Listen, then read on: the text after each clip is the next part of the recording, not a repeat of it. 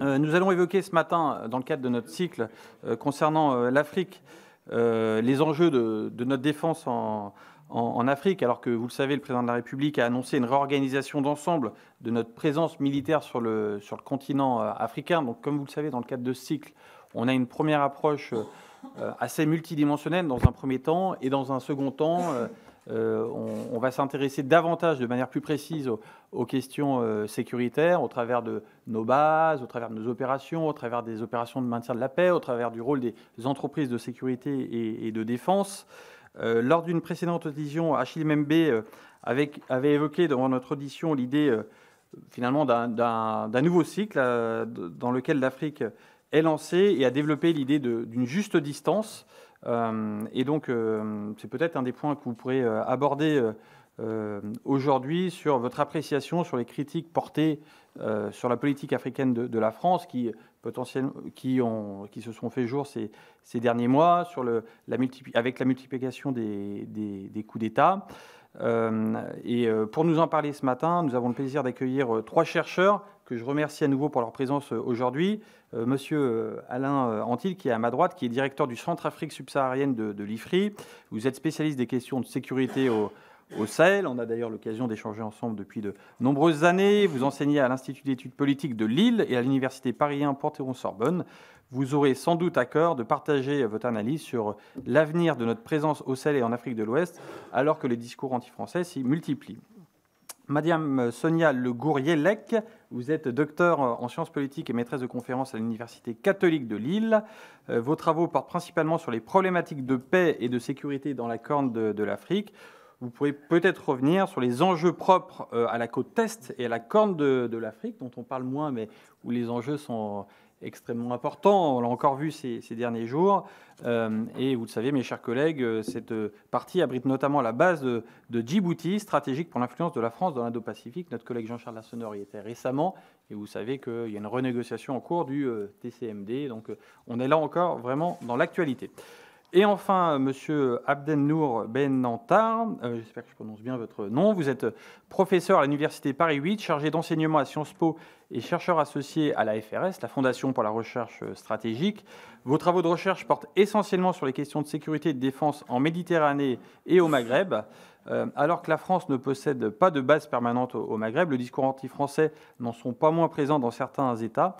Aussi, nous serions heureux de vous entendre sur la manière de valoriser davantage l'aspect multidimensionnel de nos partenariats pour contribuer ensemble à la sécurisation de cette région. Voilà, Madame, Messieurs, je vous laisse désormais la parole sans plus tarder sur ces points et puis l'ensemble des sujets que vous souhaiteriez aborder. La parole est à Monsieur Alain Antil, je crois, pour une durée de 10 minutes.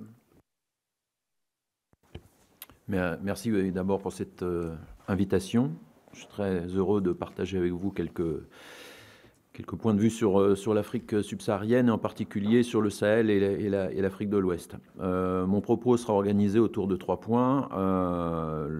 Dans un premier temps, je vais revenir sur les évolutions sécuritaires en Afrique de l'Ouest ces derniers mois.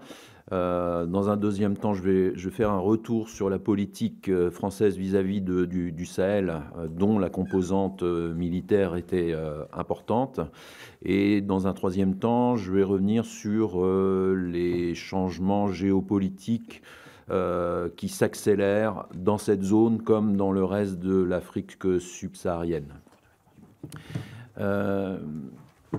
L'évolution sécuritaire du Sahel et de l'Afrique de l'Ouest, on peut le décrire de manière, disons, rapide en quelques points.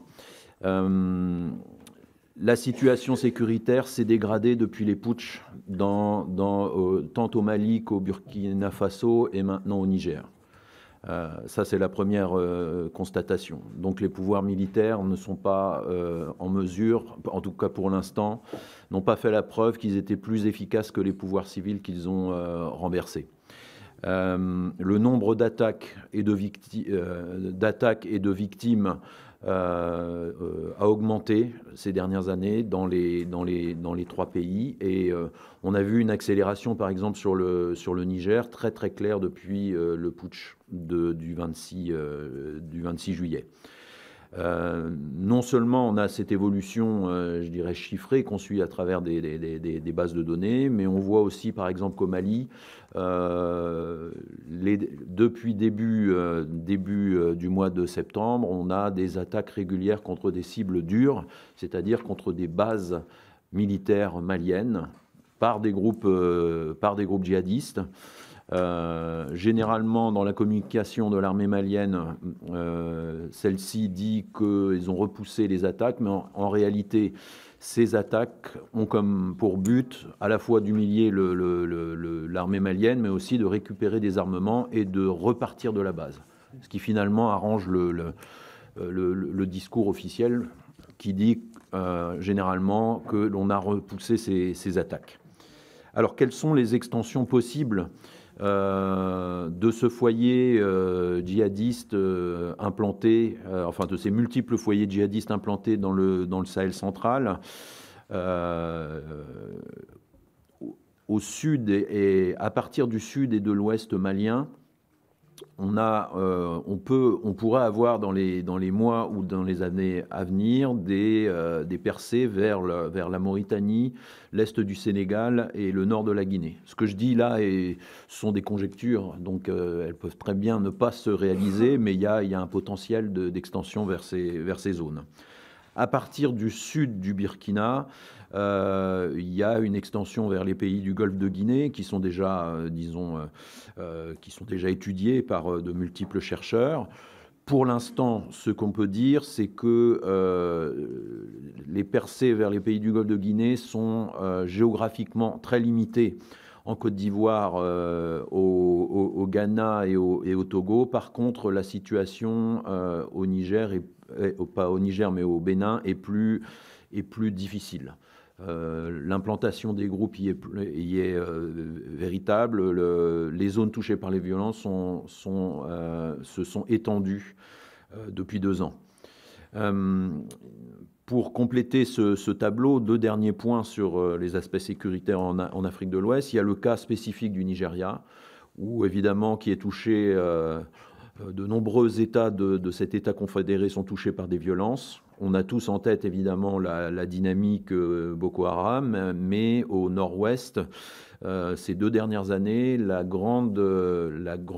grand problème sécuritaire, c'est la structuration d'armées de bandits dans le nord-ouest, certains États du nord-ouest du pays.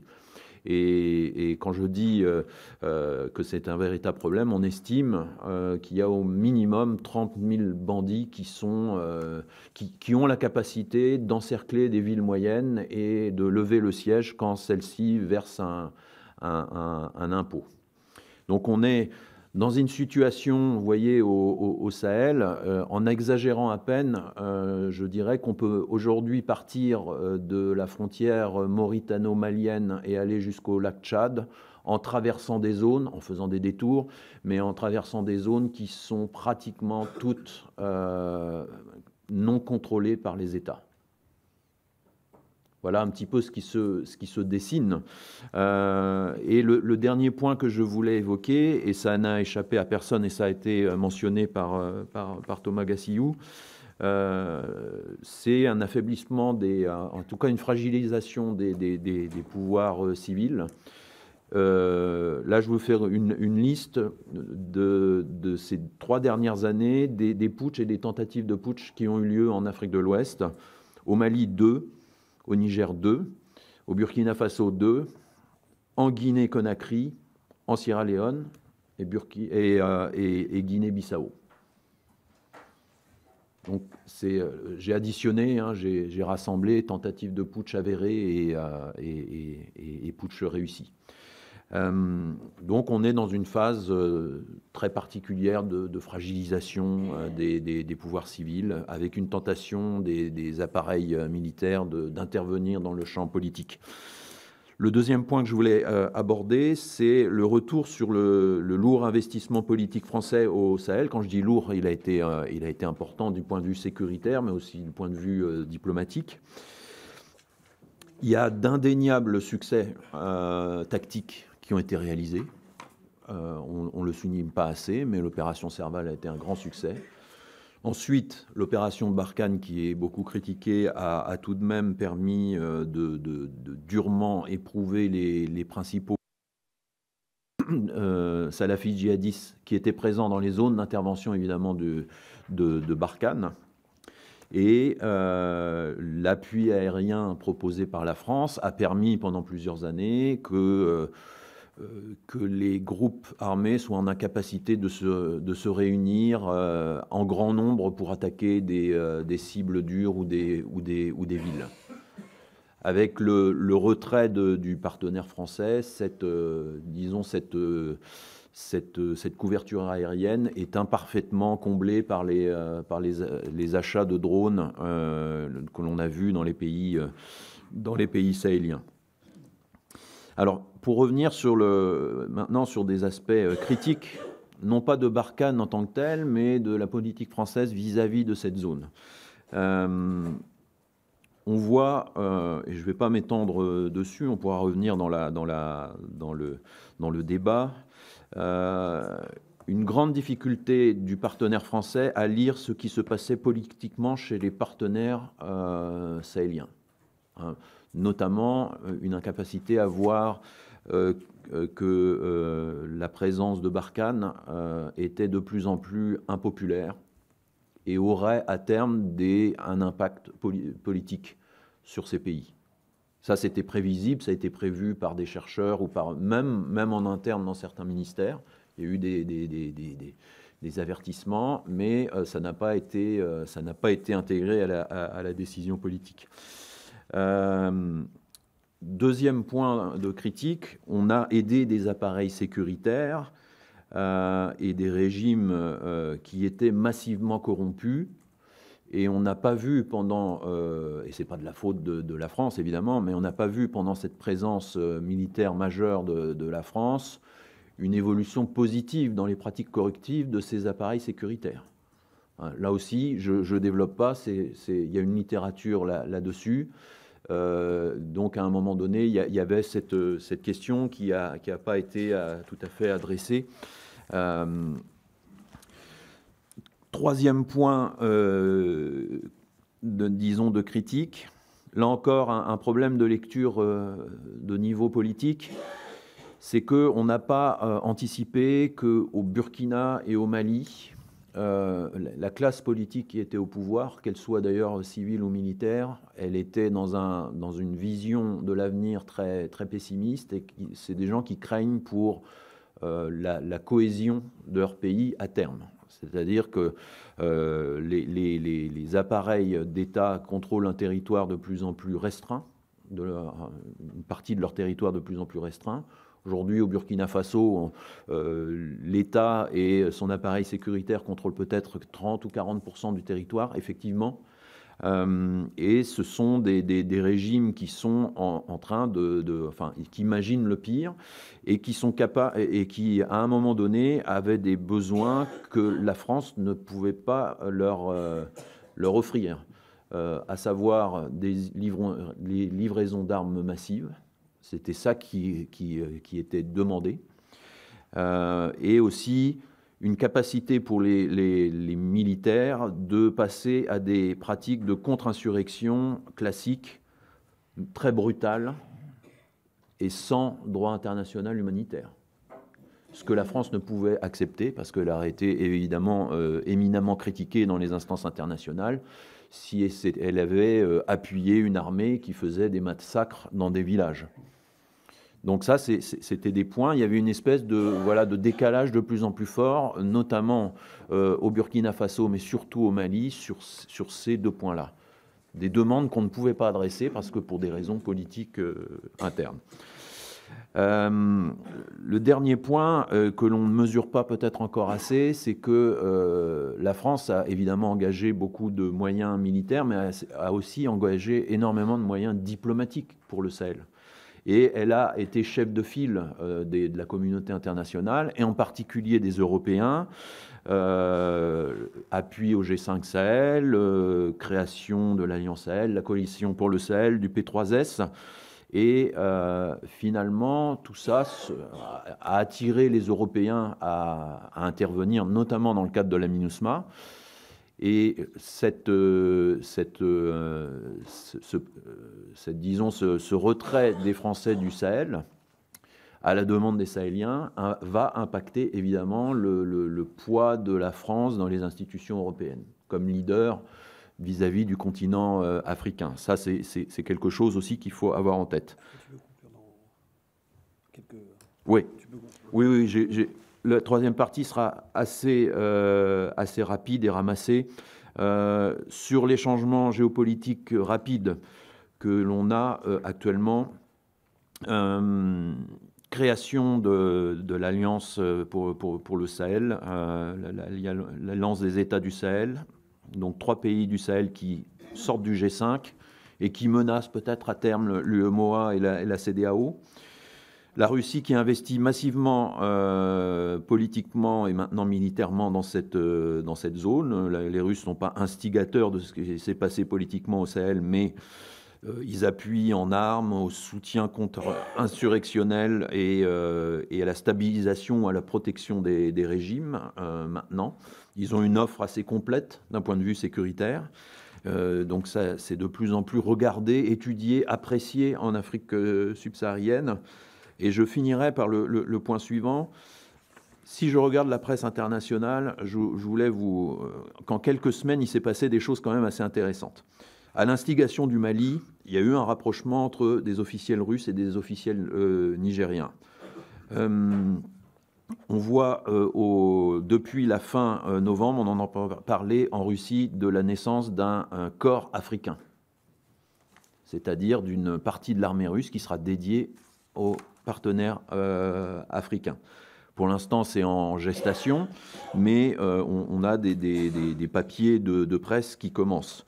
Le maire de la ville de Thiès, au Sénégal, a enclenché un jumelage avec la ville de Sébastopol en Crimée.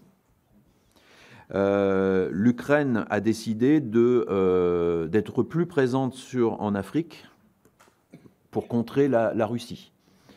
Le président biélorusse fait des visites officielles en Afrique subsaharienne, au Kenya et en Guinée équatoriale. Il ne vous échappera pas que la politique africaine de la Biélorussie était pour l'instant, en tout cas pour nous, chercheurs qui sommes faillibles, une espèce d'inconnu. Et enfin, on apprend il y a quelques semaines que la Hongrie va envoyer des soldats au Tchad. Évidemment, je ne dis pas que ces événements que je viens de mentionner sont en cohérence, mais ils dessinent un paysage en évolution rapide qu'il faut prendre en compte. Cet environnement géopolitique change rapidement. Il y a une demande de plus en plus croissante de protection des régimes. Donc il faut qu'on se positionne vis-à-vis de ces questions. Voilà, je pourrais revenir sur chacun des points, évidemment, dans la discussion. Merci beaucoup pour cette intervention. La parole est désormais à Sonia Le Gouriellec. Bonjour, Monsieur le Président, Mesdames et Messieurs les députés. Je vous remercie de cette invitation à échanger sur la ou les politiques de défense de la France dans la ou les Afriques. Vous l'aviez mentionné lors d'une précédente audition. C'est une question essentielle, importante pour notre pays. La France se retrouve aujourd'hui entre l'embarras de choisir une ligne politique claire et la difficulté de plus en plus forte de peser sur les événements sur le continent. Et il me semble que la question du pourquoi de notre politique en Afrique est souvent moins questionnée que celle du comment nous sommes sur le continent. Or, si la France se pense comme une puissance, elle se doit d'identifier ses intérêts et les valeurs qu'elle souhaite défendre sur le continent africain. Et la cohérence de notre réponse doit se faire également avec nos partenaires sur le continent, comme l'a rappelé Arthur Banga précédemment. Donc je vous propose une réflexion en 3 temps. D'abord, quelques constats généraux, puis l'importance, me semble-t-il, d'avoir des politiques de défense différentes sur le continent africain, et en particulier sur la côte est-africaine, au cœur de grandes transformations du système international aujourd'hui. Et on verra que le paysage se transforme beaucoup, comme tu viens aussi de le rappeler, Alain, avec qui je partage les éléments qui viennent d'être présentés. Alors, il semblerait que nous assistons effectivement à un rejet à l'Ouest en tout cas, et une impasse pour notre politique de défense. Toutes les actions de la France sont soupçonnées d'être des instruments d'impérialisme, de néocolonialisme. Ce sont des termes qui reviennent fréquemment. Et plus globalement, nous parlons d'un continent à la population très jeune qui exprime de différentes façons la démocratie et l'importance pour elle de défendre ses droits. Les entités qui se reconnaissent dans ce que parfois on appelle le Sud global ou les Suds dénoncent des discours à double standard des Occidentaux. Une forme de néo-souverainisme est ainsi portée par les pays du Sud global et en Afrique en particulier, qui invoquent le principe d'équivalence morale. Les interventions militaires au Sahel, en Libye avant, en Irak, etc., sont dénoncées comme de l'ingérence et vécues dans ces pays, et notamment chez les jeunes, comme une manifestation d'un impérialisme occidental sur les questions internationales. Alors ce dernier point rejoint également un sentiment parfois d'humiliation qu'on retrouve beaucoup dans les discours de nombreux pays qui estiment perdre une partie de leur souveraineté en se soumettant aux politiques des institutions financières internationales ou du droit international, comme tu l'as rappelé, et donc on les forcerait à répondre à des conditionnalités politiques que des pays comme la Russie ou la Chine ne leur demandent pas nécessairement. Et l'une des réponses de la France est de diluer sa présence en ayant une empreinte plus discrète, de multilatéraliser, d'européaniser, pour légitimer le maintien de sa présence et ses intérêts propres. Pourtant, il me semble important de penser notre politique de défense sur le continent au pluriel, puisque l'Afrique est un continent très grand, avec des dynamiques parfois très différentes. Et donc, il me semble qu'il faut avoir des politiques de défense. Et ce que je semble identifier comme peut-être un trou dans la raquette, entre guillemets, c'est que j'inviterais à l'ouverture hors du champ traditionnel, francophone ou Afrique de l'Ouest, etc. Ça n'est pas nouveau, on le fait de plus en plus, notamment dans le domaine économique, mais l'idée, c'est de corréler capacité militaire et intérêts économiques. Nous devons clairement identifier nos intérêts pour les défendre. Quels sont-ils à l'Est ? Je dirais effectivement l'Indo-Pacifique, qui est une priorité, qui a été déclarée comme une priorité, mais souvent la côte est africaine est délaissée dans cette stratégie. La France dans l'Union européenne peut être pourtant une nation cadre pour porter le projet Indo-Pacifique, puisque depuis le Brexit, les territoires ultramarins de l'Union européenne sont à 95% français. La liberté de circulation, ne vous aura pas échappé, notamment en mer Rouge, est une priorité. Et aujourd'hui, l'enjeu qu'on voit s'y dérouler, c'est une exportation, aussi une affirmation du conflit israélo-palestinien, avec, vous l'avez vu ces dernières semaines et ces derniers jours, voire ces dernières heures, des attaques outils sur des navires, notamment des navires commerciaux ou pétroliers sur la mer Rouge, que la présence française a permis de protéger certains navires, et la présence américaine également. Vous avez de nombreux acteurs qui cherchent aujourd'hui à contrôler la mer Rouge, que ce soit les ports de la mer Rouge, et on retrouve principalement les Émirats arabes unis qui contrôlent une partie de ces ports, les pays du Golfe en général, et il me semble qu'il ne faut pas, si on a une ambition pour l'Indo-Pacifique, délaisser cet espace et le laisser également à la Chine, qui est très présente, puisque la Corne de l'Afrique fait partie des routes maritimes de la fameuse initiative Belt and Road Initiative lancée en 2013, et que la Chine est présente à Djibouti militairement depuis 2017, l'idée étant d'intégrer cette région donc, dans les routes de la soie, et notamment derrière Djibouti et son million d'habitants, ce sont les 120 millions d'habitants de l'Éthiopie, plus largement, si on prend la COMESA, plus de 500 millions d'habitants. Donc c'est ça qu'il y a aussi derrière. La Russie montre aussi un intérêt particulier pour la mer Rouge. On a beaucoup parlé d'une possible présence au Soudan. Aujourd'hui, les rapprochements qu'on voit se faire, c'est avec l'Érythrée, puisqu'il y a eu également un accord entre Sébastopol, un agreement entre Sébastopol et le port de Massawa en Érythrée. Et je vous rappelle que l'Érythrée est un des derniers États totalitaires du monde et qui est un trublion de la Corne de l'Afrique, et très certainement un des grands, Isaias Afwerki, son président, un des grands gagnants des transformations et des conflits qui ont eu lieu dans la Corne de l'Afrique, et notamment en Éthiopie les 3 dernières années. Donc je pense qu'il faut prêter un œil aussi particulier à ce qui se passe en Érythrée, qui est à la frontière djiboutienne. Alors, l'idée aujourd'hui, c'est que Djibouti est notre pivot et est un centre important pour la France, et nous aurons sûrement des annonces demain ou je ne sais pas quand sur le traité qui est en train d'être renégocié. Or, il semble que notre présence a parfois été un peu questionnée, ce qui est un paradoxe puisque nous sommes dans une période où tout le monde arrive dans la Corne de l'Afrique et tout le monde arrive à Djibouti. Donc, il peut être étonnant de se questionner sur notre présence puisque Djibouti est un facteur de puissance pour la France. C'est une puissance pour la France et pour être une puissance souveraine. Et c'est un acteur qui nous permet d'être un acteur de sécurité aussi dans l'océan Indien. Puisque je vous rappelle que contrairement à l'océan Atlantique, la liberté de navigation y est plus menacée que dans l'océan Atlantique. Vous avez à la fois la problématique de la piraterie, même si elle a beaucoup baissé, voire il n'y a presque plus d'actes de piraterie.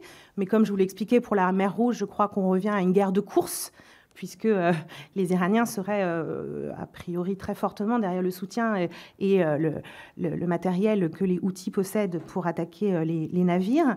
Mais on observe également du trafic d'armes, du trafic d'opiacés, etc., dans la région. Et ce qui est intéressant, contrairement à l'Afrique de l'Ouest, c'est que la France a un avantage concurrentiel dans la région et ne subit pas encore le fardeau de l'histoire. Je ne crois pas qu'il y ait beaucoup de sentiments anti-français encore à Djibouti ou dans la Corne de l'Afrique. Donc il semble essentiel de conserver une présence militaire dans cet espace, puisque c'est aussi une zone d'appui pour organiser des opérations pour sécuriser les Français et les Européens, comme on l'a vu pour évacuer les personnes qui étaient au Soudan. La limite de cette approche et de l'importance qu'a la Corne de l'Afrique et l'Afrique de l'Est, c'est que nous sommes aussi dans une région avec de nombreux conflits, une instabilité forte. Je vous rappelle que nous avons des régimes très forts dans la région, qu'il y a une transition politique qui est entamée depuis 2020, que ce soit en Éthiopie, dans quelques années sûrement à Djibouti, et que donc il faut que la France se positionne aussi avec ces transformations. L'Éthiopie, qui est la puissance régionale. Nous avons beaucoup de craintes en tant que chercheurs sur l'évolution de la situation en Éthiopie. Certains juristes ont évoqué une politique génocidaire du Premier ministre Abiy Ahmed, détenteur du prix Nobel de la paix, contre la population tigréenne. Et si un accord de paix a été trouvé l'année dernière, le conflit est loin d'être terminé, puisqu'il semble compliqué d'établir une justice à la suite de ce conflit. Et les armes ne se sont pas tues, puisque le conflit perdure avec les Amaras, donc une partie de la population, dans ce pays. Donc la situation est très critique en Éthiopie. Et je vous rappelle, ça intéresse en particulier les Français, qu'Abiy Ahmed a émis son souhait d'avoir un accès à la mer Rouge et un accès à la mer en général. Or, le pays est enclavé et donc tous les voisins de l'Éthiopie se sont interrogés sur cette demande, puisque ça pourrait viser aussi Djibouti. Déjà en 2015, l'ancien Premier ministre éthiopien disait qu'il fallait aller au-delà de l'intégration économique avec Djibouti et aller vers une intégration politique, ce qui avait beaucoup inquiété les Djiboutiens. Et donc les derniers propos et déclarations d'Abiy Ahmed et sa vision de la puissance éthiopienne comme ayant un accès à la mer peut inquiéter les Érythréens, les Djiboutiens, les Somaliens, etc.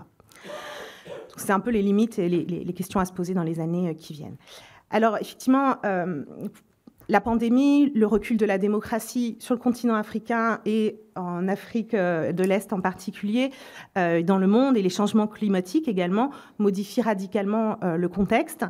Le Nord, nous ne sommes plus nécessairement entendus lorsque nous défendons la démocratie, parce que les défaillances de nos propres démocraties ne rendent plus audible ce discours auprès notamment d'une certaine jeunesse en Afrique et dans la Corne de l'Afrique. Et nous sommes au défi aujourd'hui de répondre à un autre récit qui est proposé au Sud global, qui ambitionne une émancipation de toute forme de domination en proposant de nouvelles formes de convergence et l'instauration d'un ordre international différent, et notamment de proposer un ordre international politique, financier, commercial alternatif ou complémentaire à celui qui existe actuellement. Et les limites de ce nouvel arrangement sont claires. C'est une manipulation parfois de ce récit par des acteurs qui ont des ambitions hégémoniques, je pense à la Chine et à la Russie, qui mettent en récit ces revendications du Sud global et proposent des modèles alternatifs. Et leur audience est de plus en plus importante, notamment depuis la guerre en Ukraine. Donc je conclurai juste en disant qu'il me semble important, et on pourra y revenir, de penser l'Afrique dans sa diversité, d'avoir des politiques de défense, de ne pas le voir comme un bloc homogène. Les Afriques sont pleinement entrés dans le XXIe siècle et ont intégré largement le système international et les dynamiques du système international. À nous de faire de même avec notre politique ou nos politiques africaines et de les entrer dans le XXIe siècle. Sénèque nous disait que les vents ne sont favorables qu'à celui qui sait où il va. Et il me semble que nous devons conserver cet adage en tête. Merci. Merci beaucoup pour cette intervention qui appellera sans doute beaucoup de questions. La parole est désormais à Monsieur Abdenour Benantar pour nous parler davantage du Maghreb. Après l'Afrique de l'Ouest, après la Corne de l'Afrique, on revient un peu plus au nord-ouest. Merci, Monsieur le Président. Bonjour, Madame, Messieurs. Alors, mes propos vont donc concerner essentiellement le Maghreb, mais je commencerai par quelques remarques d'ordre général, des remarques préliminaires. La première, je commencerai par une question: intervenir, ne pas intervenir, agir, ne pas agir, telle est la question. Et je pense que la France a intérêt à intégrer un dilemme structurel dans sa politique africaine, qui est, à mon sens, identique à celui des États-Unis d'Amérique, la première puissance mondiale. Et ce dilemme est le suivant. Je parle en l'occurrence de la France, lorsqu'elle intervient, on lui reproche son néocolonialisme, et lorsqu'elle n'intervient pas, on lui reproche de ne pas assumer ses responsabilités d'ancienne puissance coloniale. Et donc, elle agit ou elle n'agit pas, dans les deux cas de figure, à les critiquer. Donc, parfois, il vaut mieux agir. Alors, concernant le Maghreb, les relations franco-maghrébines sont très complexes et ne peuvent être appréhendées d'un seul angle. Les différents angles sont interliés et donc il est très difficile de dissocier, par exemple, les aléas de la relation politique franco-algérienne ou algéro-française, dissocier les aspects défense et sécurité des aléas politiques, comme le démontre l'ouverture, puis la fermeture, puis encore à nouveau l'ouverture de l'espace aérien aux forces armées françaises. Donc cette problématique-là doit être appréhendée dans son ensemble. Alors, je voudrais m'attarder davantage sur les spécificités du Maghreb dans ses relations avec la rive nord, mais dans sa propre, j'allais dire, sphère maghrébine, intermaghrébine. Le premier point, c'est cette relation un peu complexe entre les deux rives de la Méditerranée. Je résumerai ça par une sorte de proximité importante et immédiate, y compris humaine et culturelle, et une distanciation stratégique. En termes de perception stratégique, le Maghreb est toujours mis à distance. Donc, il faudra mener une réflexion, et je vais y revenir sur cette question un peu plus tard de perception.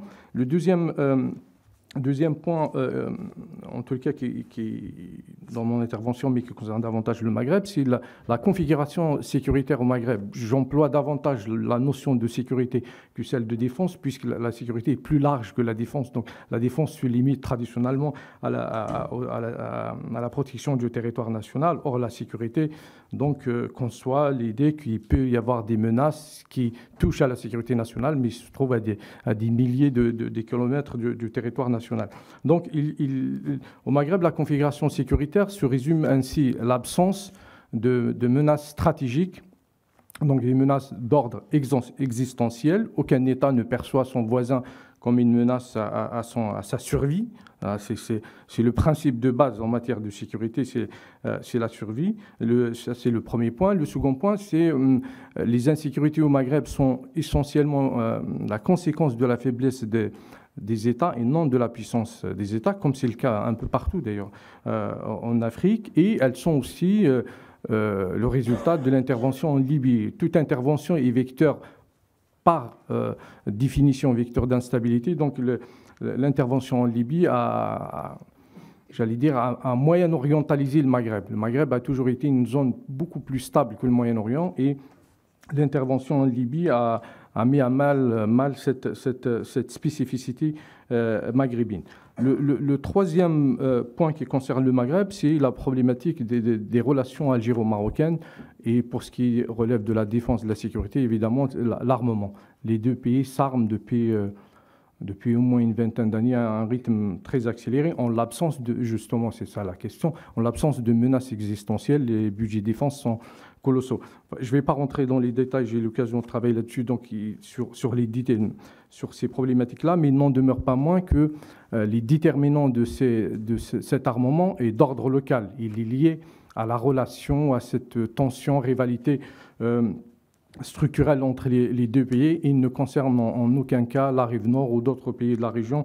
D'ailleurs, les logiques dans ces pays qui ne sont pas des puissances majeures, les logiques d'armement sont toujours déterminées par des considérations régionales ou sous-régionales. L'autre point concerne la perception de la menace. Dès lors qu'on perçoit le voisin comme une menace, on se met à armer et donc on entre dans ce qu'on appelle ce fameux dilemme de la sécurité. Donc l'armement de l'un enclenche l'armement de l'autre et on se retrouve dans un cercle vicieux. Mais ce qui est intéressant à retenir en matière de perception de la menace, c'est la réalité. En fait, ce qui compte, ce n'est pas la réalité telle qu'elle est, mais telle qu'elle est perçue. Et c'est cette perception-là qui va avoir des conséquences. Et là, j'ouvre un peu la voie sur la rive nord. Il y a un discours qui monte un peu, une analyse qui monte dans certains cercles militaires et académiques, notamment au sein de certains think tanks français, qui s'alarment un peu de l'armement de l'Algérie, notamment ses forces navales et cette fameuse hypothèse que l'Algérie pourrait avoir des capacités suffisantes pour bloquer le détroit du Gibraltar, le déni d'accès, etc. C'est une notion utilisée aux États-Unis à partir de 2003, mais qui renvoie en fait à une réalité très ancienne. Alors, le risque ici, à mon sens, je vais essayer d'être bref, c'est de construire une nouvelle menace qui serait de mettre à jour un peu la fameuse thèse du discours de la menace venue du Sud dans les années 90, au début des années 90, ce qui a conduit par la suite les pays européens et l'Alliance Atlantique à lancer des dialogues en direction de la rive Sud pour dissiper cette menace, et ces initiatives ont réussi à changer le climat perceptuel en Méditerranée, même si elles n'ont pas eu d'incidence sur les conflits non résolus dans la région. Donc ça serait une erreur de reconstruire une nouvelle menace ou d'estimer qu'il y a une menace qui monte sur la rive sud pour diverses raisons. D'abord, comme je l'ai dit, l'armement est déterminé par des considérations locales. Deuxièmement, aucun État maghrébin, y compris l'Algérie ou l'Égypte ou le Maroc, on peut citer n'importe quel État arabe de la rive sud, ne prétend à une parité stratégique avec les pays de la rive nord qui font partie de l'Alliance Atlantique et qui bénéficient tous du fameux article 5. Troisième point, ces pays-là ne sont pas considérés ou ne prétendent pas avoir à disposer d'armes nucléaires ou ne sont pas considérés comme des États proliférants. Donc la menace n'existe pas ni au plan conventionnel ni au plan d'armes de destruction massive. Donc le risque, c'est de revenir en arrière, 23 ans en arrière, pour construire une prétendue menace venue du Sud, et donc ce qui va compliquer davantage les relations entre les deux rives. Cela m'amène, cette question, cette remise en cause de ce discours, de cette construction de la menace, m'amène à comment faire. Voilà, une fois on a dit ça, que faire? Je pense que l'essentiel, ce serait de se concentrer, de se focaliser sur certaines initiatives qui fonctionnent plus ou moins. Elles ont des insuffisances, évidemment, mais ça mérite réflexion. Au lieu d'aller dans tous les sens, de lancer des initiatives dans toutes les directions, ça serait, par exemple, de se concentrer davantage sur le Forum 5+5, notamment le volet défense qui a été lancé en 2004 à l'initiative de la France, parce que c'est un dispositif de coopération régionale restreint, donc limité à la Méditerranée occidentale, donc ça limite un peu les risques que ce dispositif soit tributaire des aléas politiques dans l'ensemble de la Méditerranée et d'aller davantage dans cette piste de coopération, puisque ce groupe-là, notamment son volet défense, constitue réellement une plateforme de socialisation régionale entre les élites militaires et sécuritaires des pays des deux rives du bassin ouest méditerranéen. L'autre initiative qui mérite aussi d'être davantage mise en valeur, valorisée, c'est le dialogue méditerranéen de l'Alliance Atlantique, même s'il faudra réfléchir évidemment sur la valeur ajoutée de chaque dispositif pour éviter qu'il y ait du double emploi. Et d'ailleurs, le double emploi existe entre ces initiatives, mais encore d'autres initiatives. Je terminerai par des remarques d'ordre général concernant l'Afrique. Comme ça a été rappelé par mes collègues, l'Afrique est traversée par des clivages, mais elle est travaillée en profondeur, les sociétés africaines comme les États africains. Donc, le risque peut-être dans cette réflexion, dans cette refonte de la politique africaine de la France, notamment la politique de défense, de s'attarder davantage sur ce que font les autres. Dans un article publié par Mohamed Dib dans les années 90 dans Le Monde, il parlait de l'Algérie, et il y avait cette belle formule qu'on peut appliquer à la France, mais à d'autres pays. Il dit, pour nous, les fautifs sont toujours les autres, et les autres vont du voisin du palier au fermier de l'Oklahoma. Donc, au lieu de passer son temps à dire ce que font les autres, des informations, l'influence, il faudra s'interroger sur les failles et les insuffisances de sa propre stratégie, parce que si on se met à consacrer davantage de temps à dire ce que font les autres, ce qu'ils ne font pas, en fait, on leur donne le temps pour avoir une très bonne longueur d'avance en matière de stratégie, en matière de réflexion, et donc à s'installer alors qu'on est en train de réfléchir sur ce qu'ils font.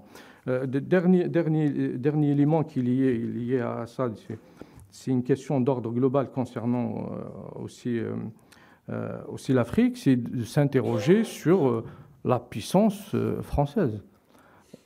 La moitié de la planète, voire plus, sont contre les États-Unis. Mais tout le monde compose avec la puissance américaine. Alors, pourquoi, dans d'autres lieux, ces autres cieux, on ne compose pas avec la puissance française? Donc, il faut interroger ses propres ressorts, ses propres ressources de puissance avant d'aller voir ce que font les autres, parfois pour dénoncer, mais dénoncer ne fait pas avancer le débat, et dénoncer ne relève jamais de la réflexion stratégique. Je vous remercie. Merci beaucoup pour cette intervention. Alors, mes chers collègues, il nous reste une bonne heure, puisqu'à 11h, on devra monter en commission des affaires étrangères pour l'audition d'Hubert Védrine. Donc, je vous propose, si possible, de viser 2 minutes pour vos interventions. Et si vous le souhaitez, on peut avoir des réponses immédiates, malgré nos 3 intervenants. Dans ce cas, il faudrait que vous, dans votre question, que vous puissiez l'adresser en particulier à un intervenant dans la mesure du possible. Pour le groupe Renaissance, la parole est à Benoît Borda.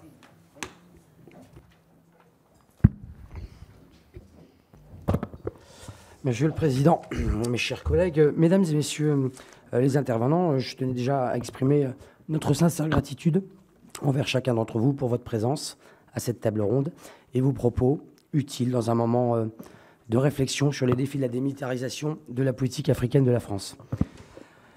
En tant que député, j'ai le plaisir d'être président du groupe d'amitié France-Djibouti et vice-président du groupe d'amitié France-Tchad, et je suis particulièrement sensible à la question de la présence militaire française en Afrique. La remise en question de cette présence s'inscrit dans un contexte qui met à l'épreuve la sécurité et la stabilité du continent. Certains pays africains veulent le retrait des troupes françaises, tandis que d'autres maintiennent des bases militaires pour une coopération stratégique. Vous l'avez dit tout à l'heure, Madame Sonia Le Gouriellec, vous avez évoqué le fait de regarder à l'Est.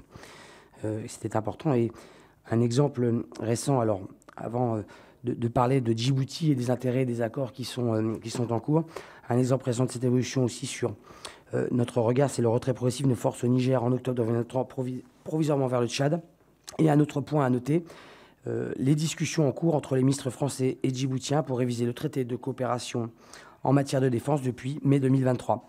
Djibouti, du point de vue géographique et maritime, occupe une place centrale dans la politique africaine de la France. Et je rappelle, c'est un pays francophone, entouré de pays anglophones. La base française de Djibouti a récemment démontré son importance stratégique lors de l'opération Sagittaire en avril 2023, soulignant la réactivité des forces françaises face aux crises émergentes.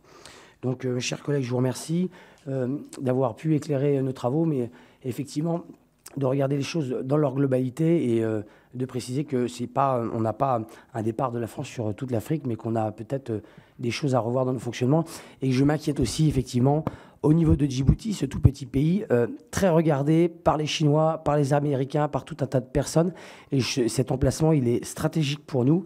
Et donc, nous avons besoin de solidifier nos accords et nos échanges avec ce pays.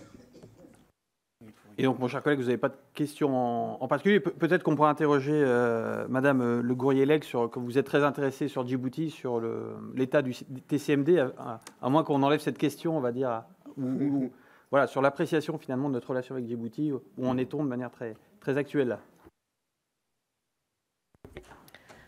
Je me garderai bien de parler du traité parce que je pourrais être détrompée ou démentie demain ou dans les jours qui viennent. Donc, je me garderai de rentrer dans ce débat. Notamment, mais je voudrais quand même souligner un aspect un peu historique et profond dans nos relations avec Djibouti. C'est qu'on oublie que c'est le dernier État à avoir obtenu son indépendance, puisqu'ils ont obtenu leur indépendance en 1977. Et que ce soit pendant la colonisation ou après, puisque la France a maintenu des liens très importants, les Djiboutiens se sont toujours sentis un peu délaissés par la France. Ils ont toujours estimé qu'on ne les visitait pas suffisamment. Ils ont toujours estimé qu'ils étaient un peu la dernière roue du carrosse dans notre politique. Et effectivement, très souvent, quand on parle de notre politique africaine, on pense à l'Ouest et ils se sentent toujours un petit peu mis de côté et ils se posent la question.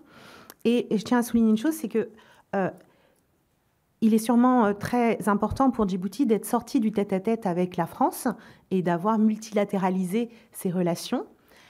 Ils sont peut-être tombés dans un autre tête-à-tête avec la Chine et l'endettement de Djibouti à l'égard de la Chine est très important et à surveiller.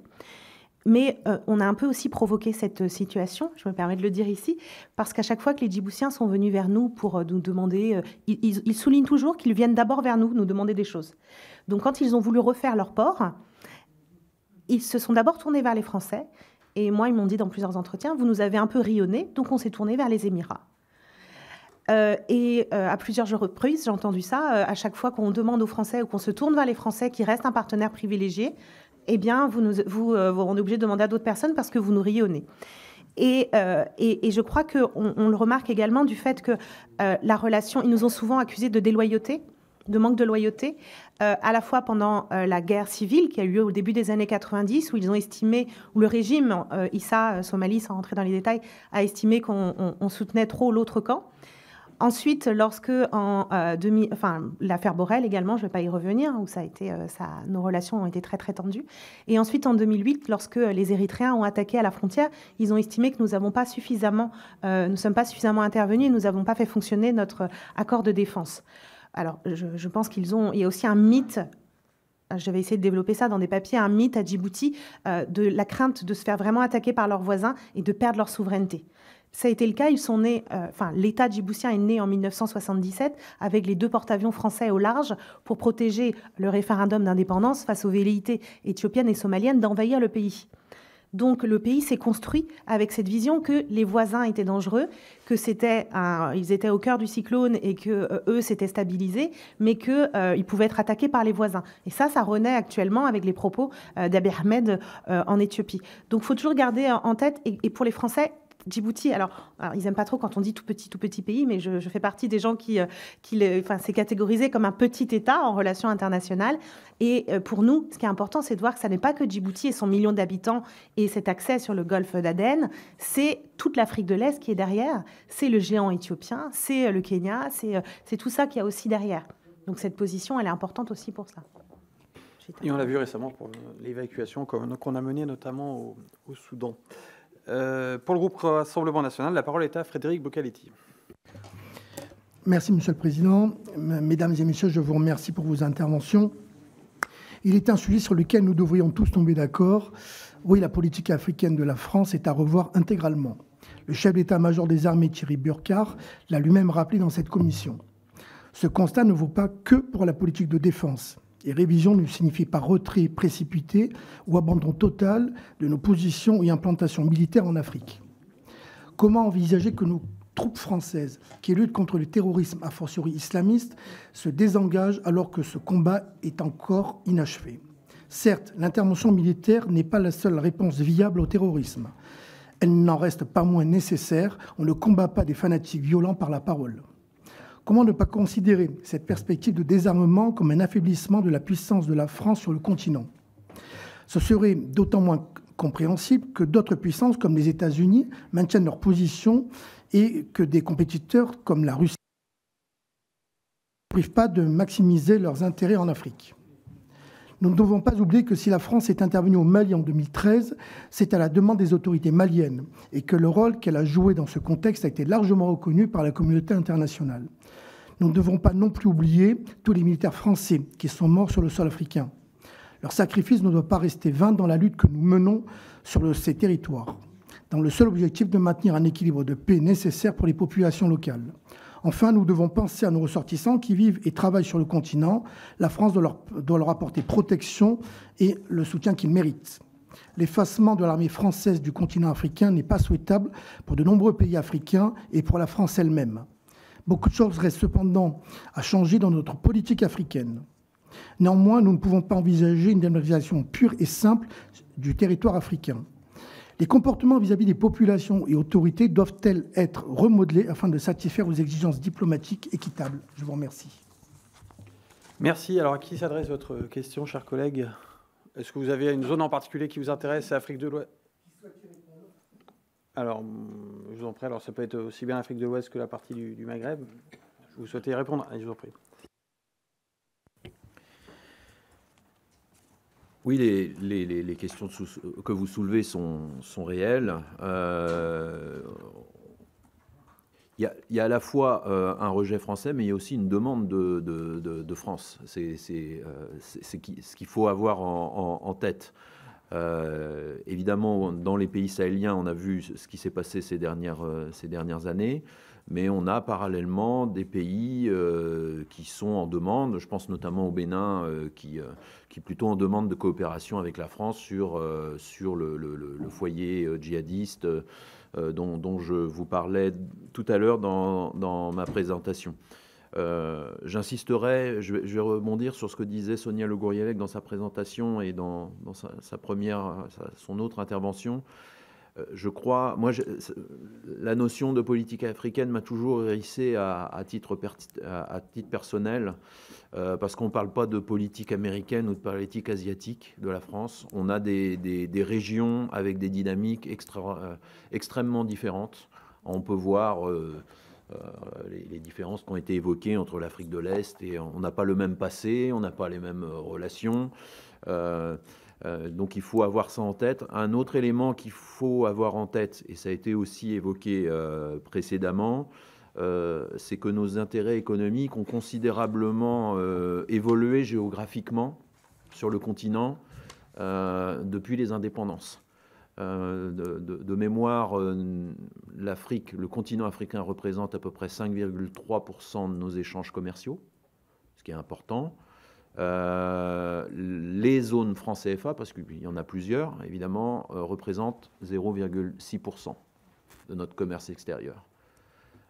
Et vous imaginez que le premier partenaire subsaharien francophone dans nos échanges bilatéraux, c'est la Côte d'Ivoire, qui n'apparaît qu'à la 8e ou 9e place pendant ces dernières années. Alors ça ne veut pas dire qu'on doit abandonner et qu'on doit partir des pays francophones, militairement et économiquement, mais prendre conscience que la France a des liens économiques et commerciaux très puissants avec l'ensemble du continent, et ses premiers partenaires sont pas francophones. Ils sont les deux plus grandes économies de l'Afrique subsaharienne, l'Angola et la République sud-africaine et le Nigeria. L'Angola est aussi un partenaire important. Donc il faut avoir tout ça en tête quand on veut remettre en place non pas une, mais des politiques africaines. Et là encore, il y a à la fois un rejet de la France, mais il y a aussi une demande de France sur les questions sécuritaires comme sur les autres questions. Donc c'est pour ça qu'il faut réfléchir de manière différenciée. Très bien, merci. Pour le groupe La France Insoumise, la parole est à Aurélien Saint-Toul. Merci, Monsieur le Président.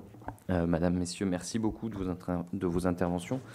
Comme d'habitude, je me garderai de faire une intervention trop générale et j'irai directement vers les questions, puisque nous partageons en fait l'essentiel du diagnostic, le dilemme qui existe entre la responsabilité à intervenir et le souci de ne pas tomber dans le néocolonialisme, la vision que vous avez d'une certaine mauvaise foi qui existerait dans les discours néo-souverainistes et en même temps la nécessité de s'interroger sur les objectifs, la réalité des ressources, les intérêts et la réalité des ressources de la France.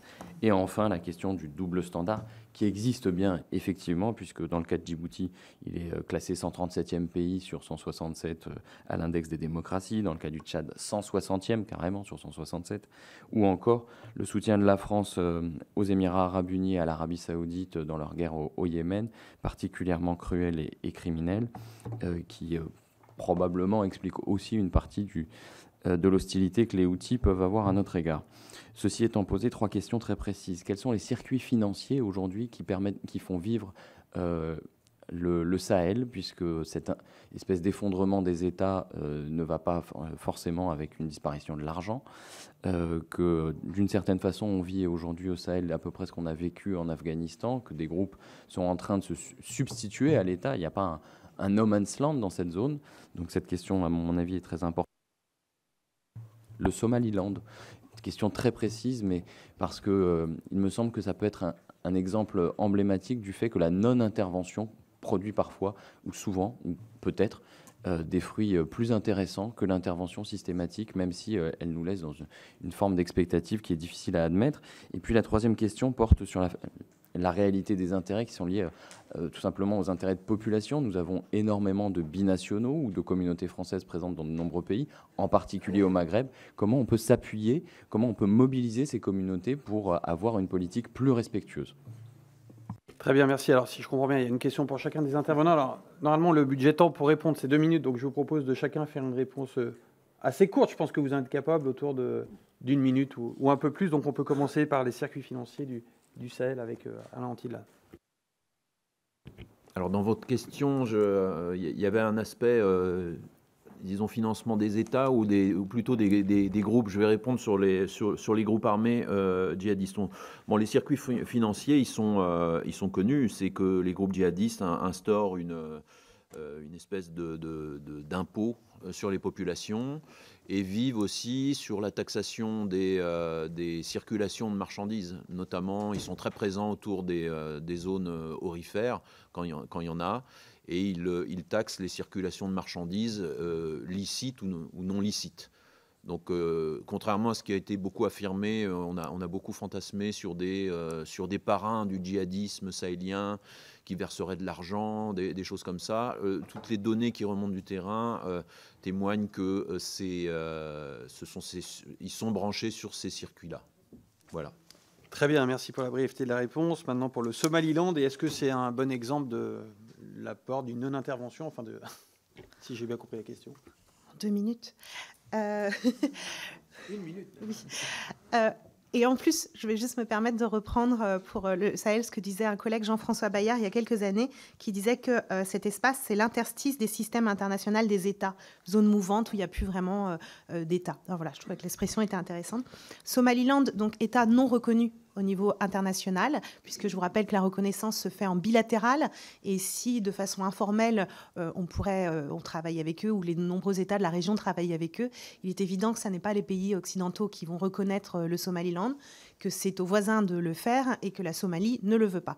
Mais effectivement, on a un contre-exemple de développement de l'État, et on pourra en discuter après, entre ce qui s'est fait au Somaliland sans intervention étrangère, pays le moins endetté du continent africain puisqu'on ne peut pas lui prêter d'argent, et certains le présentent comme le secret, le mieux gardé du continent africain. Et ce qui est intéressant, c'est que dans sa construction, le Somaliland a su mélanger à la fois des attributs de l'État tels qu'on les connaît comme on le connaît en Europe, tel qu'il s'est construit en Europe, et avec également de la justice traditionnelle et des modes de régulation traditionnels. Et ce mélange semble avoir plutôt bien fonctionné, même si vous n'aurez pas échappé que ces derniers mois, il y a eu aussi des conflits à l'Est. Mais voilà, ça a tout d'un État. Ils ont leur armée, leurs élections, etc. Et il n'y a jamais eu d'intervention, effectivement. Et ce qui est le contre-modèle parfait du laboratoire des interventions étrangères qu'est la Somalie, mais ça, c'est un autre débat. Merci. Enfin, une dernière question peut-être qui concerne plus le Maghreb, si j'ai bien compris, sur le rôle des diasporas dans la relation avec les Afriques. Alors, très rapidement, je ne pense pas que ça puisse fonctionner pour diverses raisons. D'abord, je pense qu'il est très difficile de réformer un système à la marge.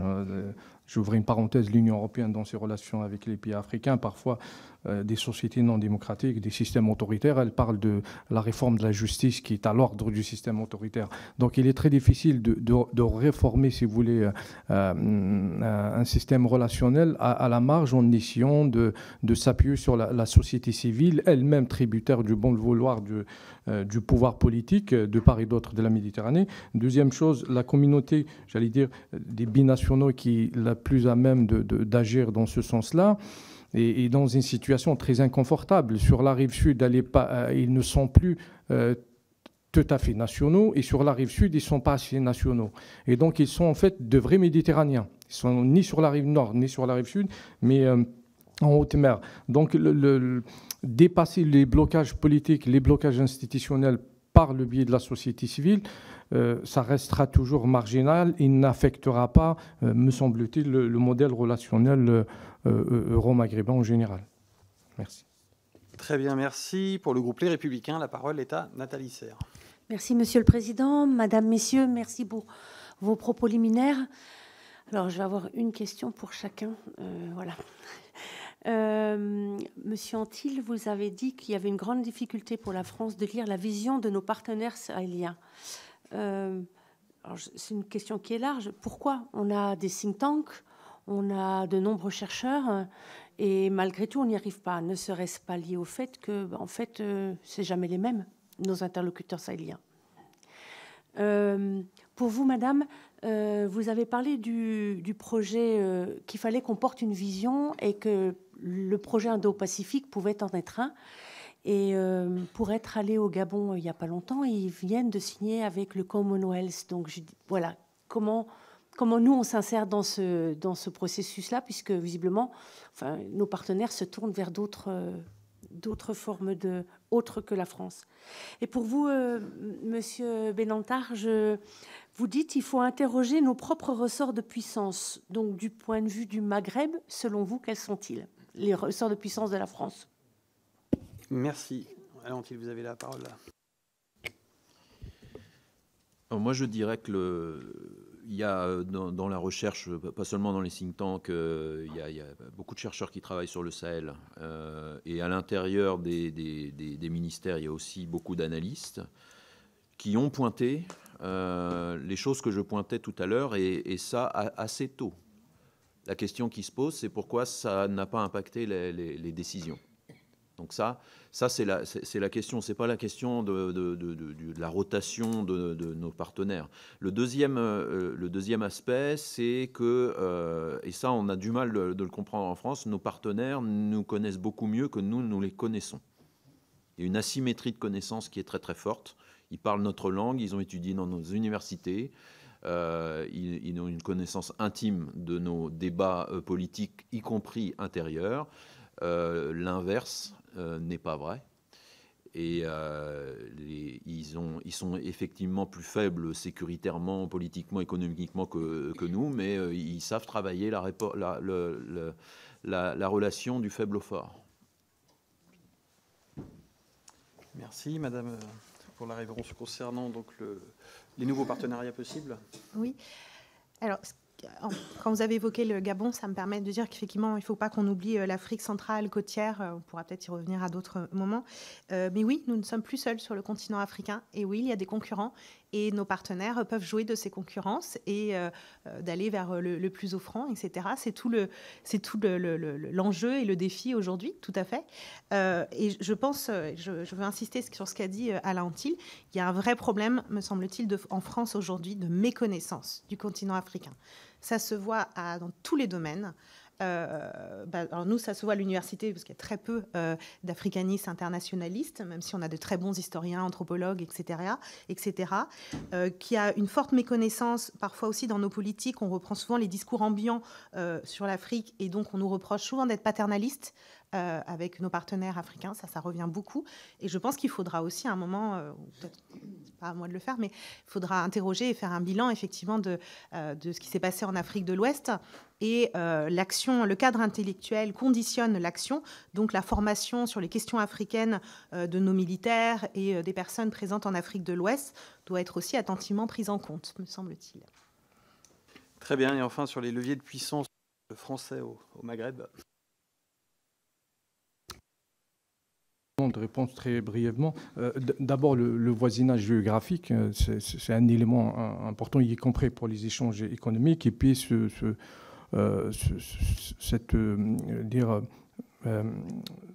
sorte de front commun historique, culturel, etc. Cette mobilité humaine qui est toujours dans le même sens, va dans le même sens. D'ailleurs, on constate un découplage total entre mobilité humaine et politique.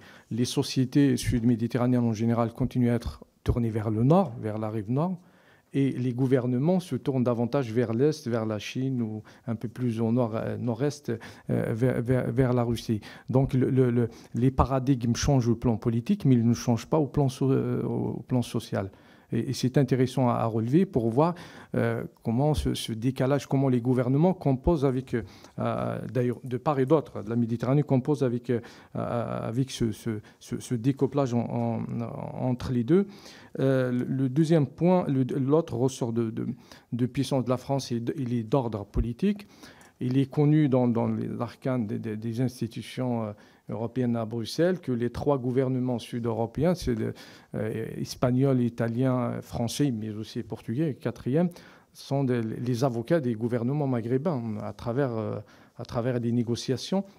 Donc ça, c'est un levier de puissance qui donne à ces pays du poids dans leur rapport avec leurs partenaires européens, mais aussi maghrébins. Et je viendrai sur la remarque de mon collègue sur les échanges. Certes, ces pays-là, pour la France, leurs échanges avec la France sont insignifiants dans le commerce international de la France, mais pour eux, la France est un partenaire important. Il y a quelques années, maintenant, la structure des échanges a quelque peu changé. L'Union européenne s'accapare environ 60 jusqu'à 70% dans certains pays, dans le cas de certains pays maghrébins, de leur commerce, c'est-à-dire l'essentiel, 2/3 de leur commerce se fait avec l'Union européenne, mais ils ne représentent que 3% à peu près du commerce européen. Donc c'est insignifiant pour l'Union européenne, mais c'est stratégique pour eux, puisque la moindre décision de la part de l'Union européenne peut impacter leur économie. On se souvient de la guerre de la tomate entre l'Union européenne et le Maroc, lorsque l'Union a imposé des quotas au Maroc ou sur les poissons, enfin sur la pêche pour la Mauritanie. Voilà. Dernier point, c'est, je me permets de faire cette remarque, mais même si je suis très, très mal placé pour la faire devant vous, c'est on ne mène pas des politiques en fonction de tempéraments changeants de l'opinion publique et des couvertures médiatiques. Sinon, on sera amené à déclarer des guerres aux uns aux autres tous les jours. Donc, il faut un cap politique qui résiste un peu aux secousses sismiques de l'opinion publique et des alliés médiatiques. Voilà. Je vous remercie. Merci. Pour le groupe démocrate, la parole est à Josy Poueyto. Merci, Monsieur le Président, mes chers collègues. Merci à nos trois intervenants pour leurs propos liminaires, tous aussi intéressants, passionnants et instructifs de chacun d'entre vous. Si nous évoquons aujourd'hui les enjeux de la démilitarisation de la politique africaine de la France, c'est pour évaluer les alternatives qui se présentent désormais à nous. Dans l'hypothèse d'une démilitarisation, dont l'impact reste à évaluer sérieusement, ces alternatives apparaissent clairement comme des alternatives politiques, puisque la démilitarisation débouche, par définition, sur l'exclusion de toute présence ou action militaire. Cela sous-entend donc de se positionner, de dialoguer, de s'adresser à de multiples acteurs, que ceux-ci soient institutionnels ou plus informels. Je pense notamment à prendre en compte l'opinion, ou plus exactement aux opinions. C'est un réel et ancien défi, mais un défi renouvelé de nos jours, nous devons convaincre. Pour ma part, j'ai souvent plaidé ici en faveur du renforcement du troisième pilier de notre doctrine 3D, c'est-à-dire défense, diplomatie, développement. Celui du développement pour que le progrès soit rapide, efficace, visible et se manifeste largement en dehors des grands centres urbains. C'était, me semble-t-il, une façon directe de faire et de faire savoir. Mais la France, pour de nombreuses raisons, a toujours éprouvé des difficultés à communiquer sur sa politique africaine. La communication politique est une force quand elle appuie des actions concrètes de terrain. Alors où on en est aujourd'hui, cette capacité à communiquer alors que même l'aide publique au développement fait l'objet de critiques. De surcroît, dans un environnement géopolitique où les actions d'influence et de compétiteurs percutent le réel. Monsieur Antil, vous avez par exemple analysé les forces à l'œuvre au Sahel, dont le but est de dégrader, d'attaquer l'image de la France. L'information circule très vite, en particulier via le relais des jeunes générations et de la diaspora. Nous avons besoin de nous déployer dans cet espace public.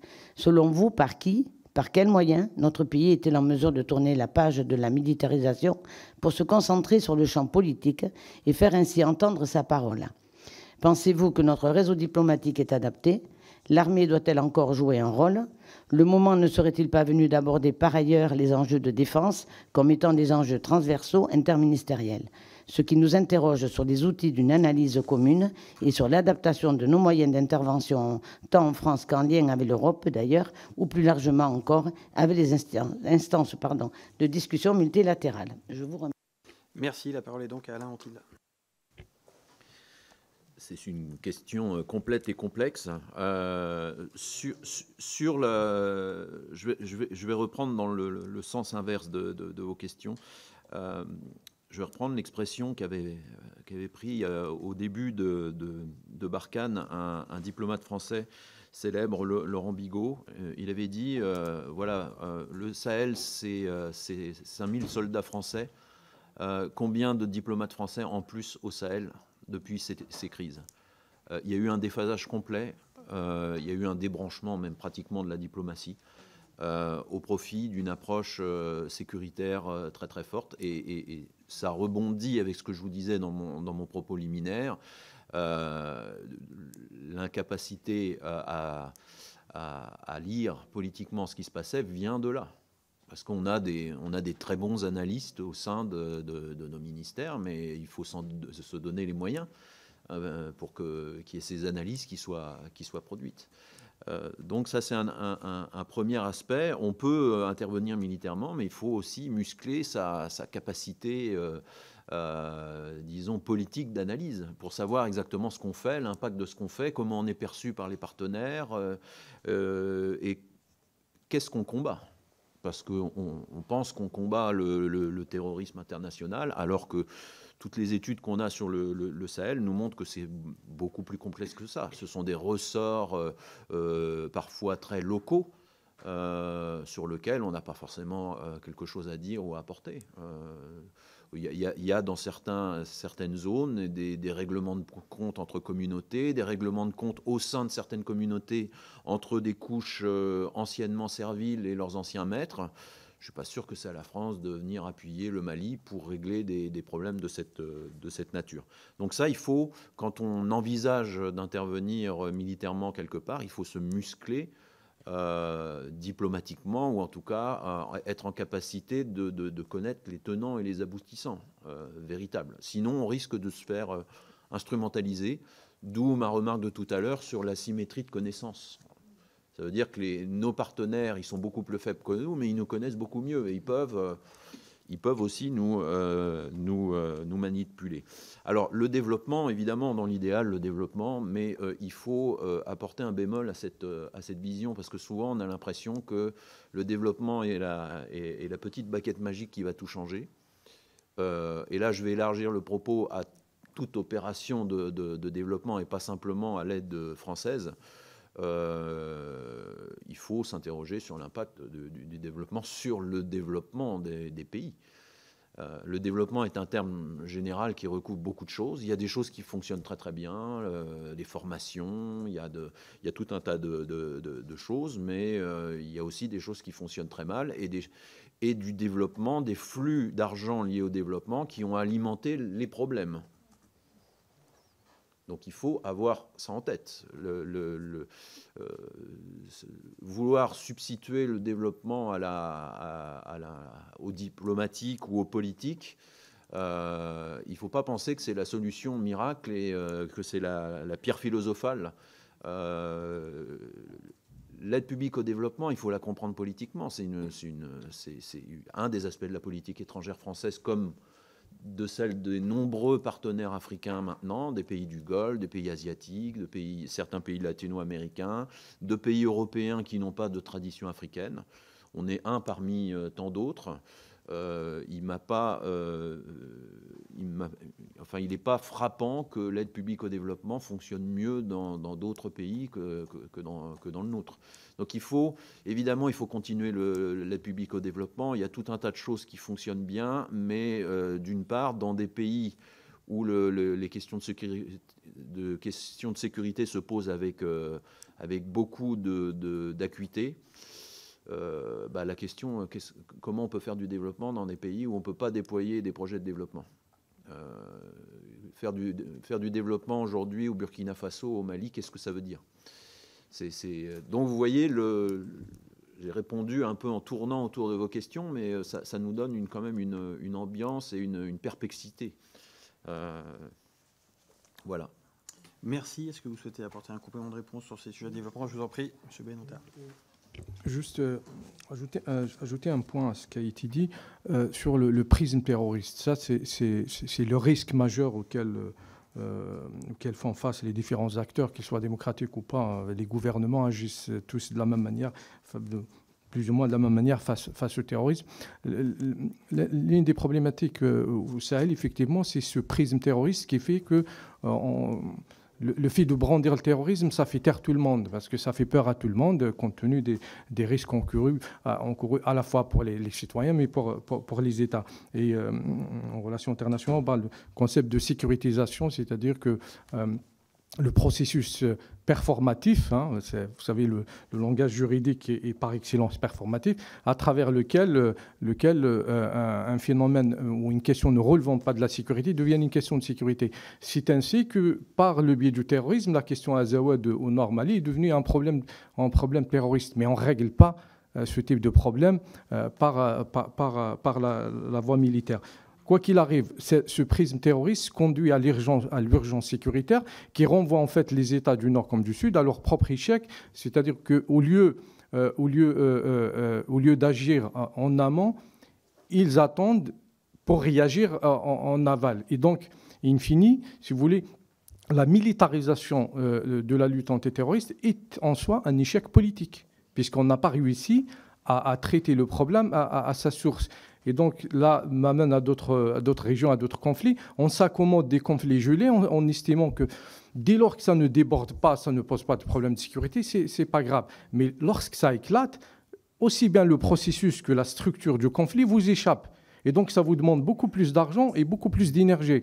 Et là, comme par miracle, lorsqu'il y a urgence sécuritaire, il y a beaucoup d'argent. La France a mobilisé la communauté dite internationale pour lever des fonds pour la force G5 Sahel.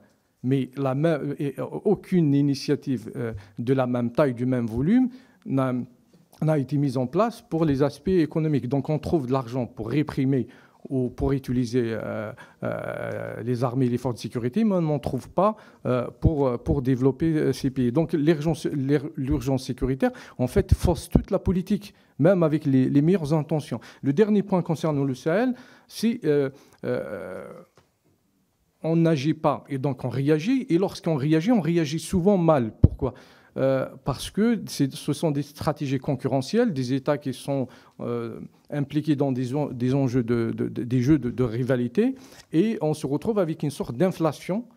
Ça a été démontré par un certain nombre de travaux où les pays sahéliens n'avaient pas les capacités d'absorber toute l'aide qu'ils recevaient, et à tel point que la bureaucratisation de l'aide pose des problèmes sécuritaires. Il y avait un militaire malien, me semble-t-il, le burkinabé, cité par un travail universitaire, qui disait qu'on est tellement appelé à assister à des réunions en Europe notamment.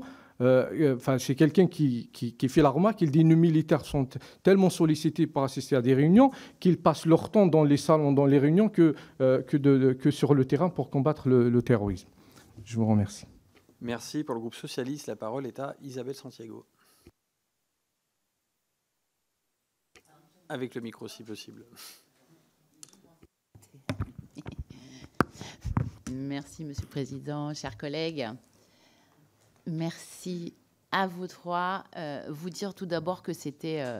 je suis arrivée un peu en retard, donc je m'excuse puisque je n'ai pas pu entendre l'un des auditeurs et de l'orateur. Par contre, vous dire que vraiment, pour les propos que j'ai pu entendre, tout d'abord, je partage évidemment le fond. Je trouve que c'est dans ce cycle Afrique, ça nous permet aussi, en commission de la défense, d'approfondir le fond. Et je crois que c'est en tout cas essentiel et ça participe à notre réflexion. Donc, je vous en remercie. Et je voulais aborder une question qui m'intéresse, à savoir, vous en avez, il y a pas mal de choses au fur et à mesure du temps qui a été évoquée. Mais l'actualité qui est accélératrice et qui a pris donc dans le Sahel ou l'Afrique occidentale la forme de rejet de la France comme partenaire militaire, économique, mais aussi diplomatique, comme on l'a vu. Cependant, il reste ni constant dans le temps, ni uniforme, puisque sur les 54 pays du continent, le tissu, la diversité est beaucoup plus complexe dans le champ des relations interétatiques. Donc moi, je voulais aborder en fait la mission Atalanta, qui est anciennement Force navale européenne. Et donc, j'ai trouvé que c'était, pour avoir été à Djibouti, je trouve que c'est un bon exemple de la coopération qui avait été lancée à l'initiative de la France, mais qui est une coopération qui était intervention, certes militaire, mais commune avec les pays européens, prolongée durant tout un temps assez long pour lutter contre la piraterie, qui est, dans la Corne de l'Afrique, vous l'aviez dit tout à l'heure, un élément extrêmement important, y compris du commerce mondial et international, mais qui a donné, je trouvais, de très bons résultats. Et le fait que ce soit aussi à fort impact aux côtés des pays qui sont concernés donc, dans cette Corne de l'Afrique. Et je me demandais si, en fait, à travers cette opération, et donc cet esprit de coopération européenne, à ce moment où il y a des sphères d'influence qui sont évidemment, on le sait, très fortes contre la France, est-ce que ces coopérations européennes qui sont faites, comme l'exemple qui a été fait du côté de Djibouti, et en tout cas dans cette opération plus précisément, est-ce que ce sont des modèles sur lesquels nous pouvons poursuivre, et en tout cas la France devrait, face à des compétiteurs très désinhibés, pouvoir travailler des projets avec des multi-partenaires, et particulièrement l'Europe, qui doit avoir toute sa place. Alors, merci pour cette question qui concerne l'opération Atalante, donc davantage au large de Djibouti, mais peut-être que les autres pourront également répondre sur la pertinence effectivement des opérations multinationales et notamment européennes. Donc Sonia Le Gourielec, vous avez la parole. Oui, c'est vrai que c'était l'une des stratégies aussi de la France d'européaniser sa présence. On parle très peu en France du gros projet Global Gateway de l'Union européenne, qui est un peu la réponse européenne à la Belt and Road initiative chinoise. Et pourtant, en France, c'est très peu médiatisé.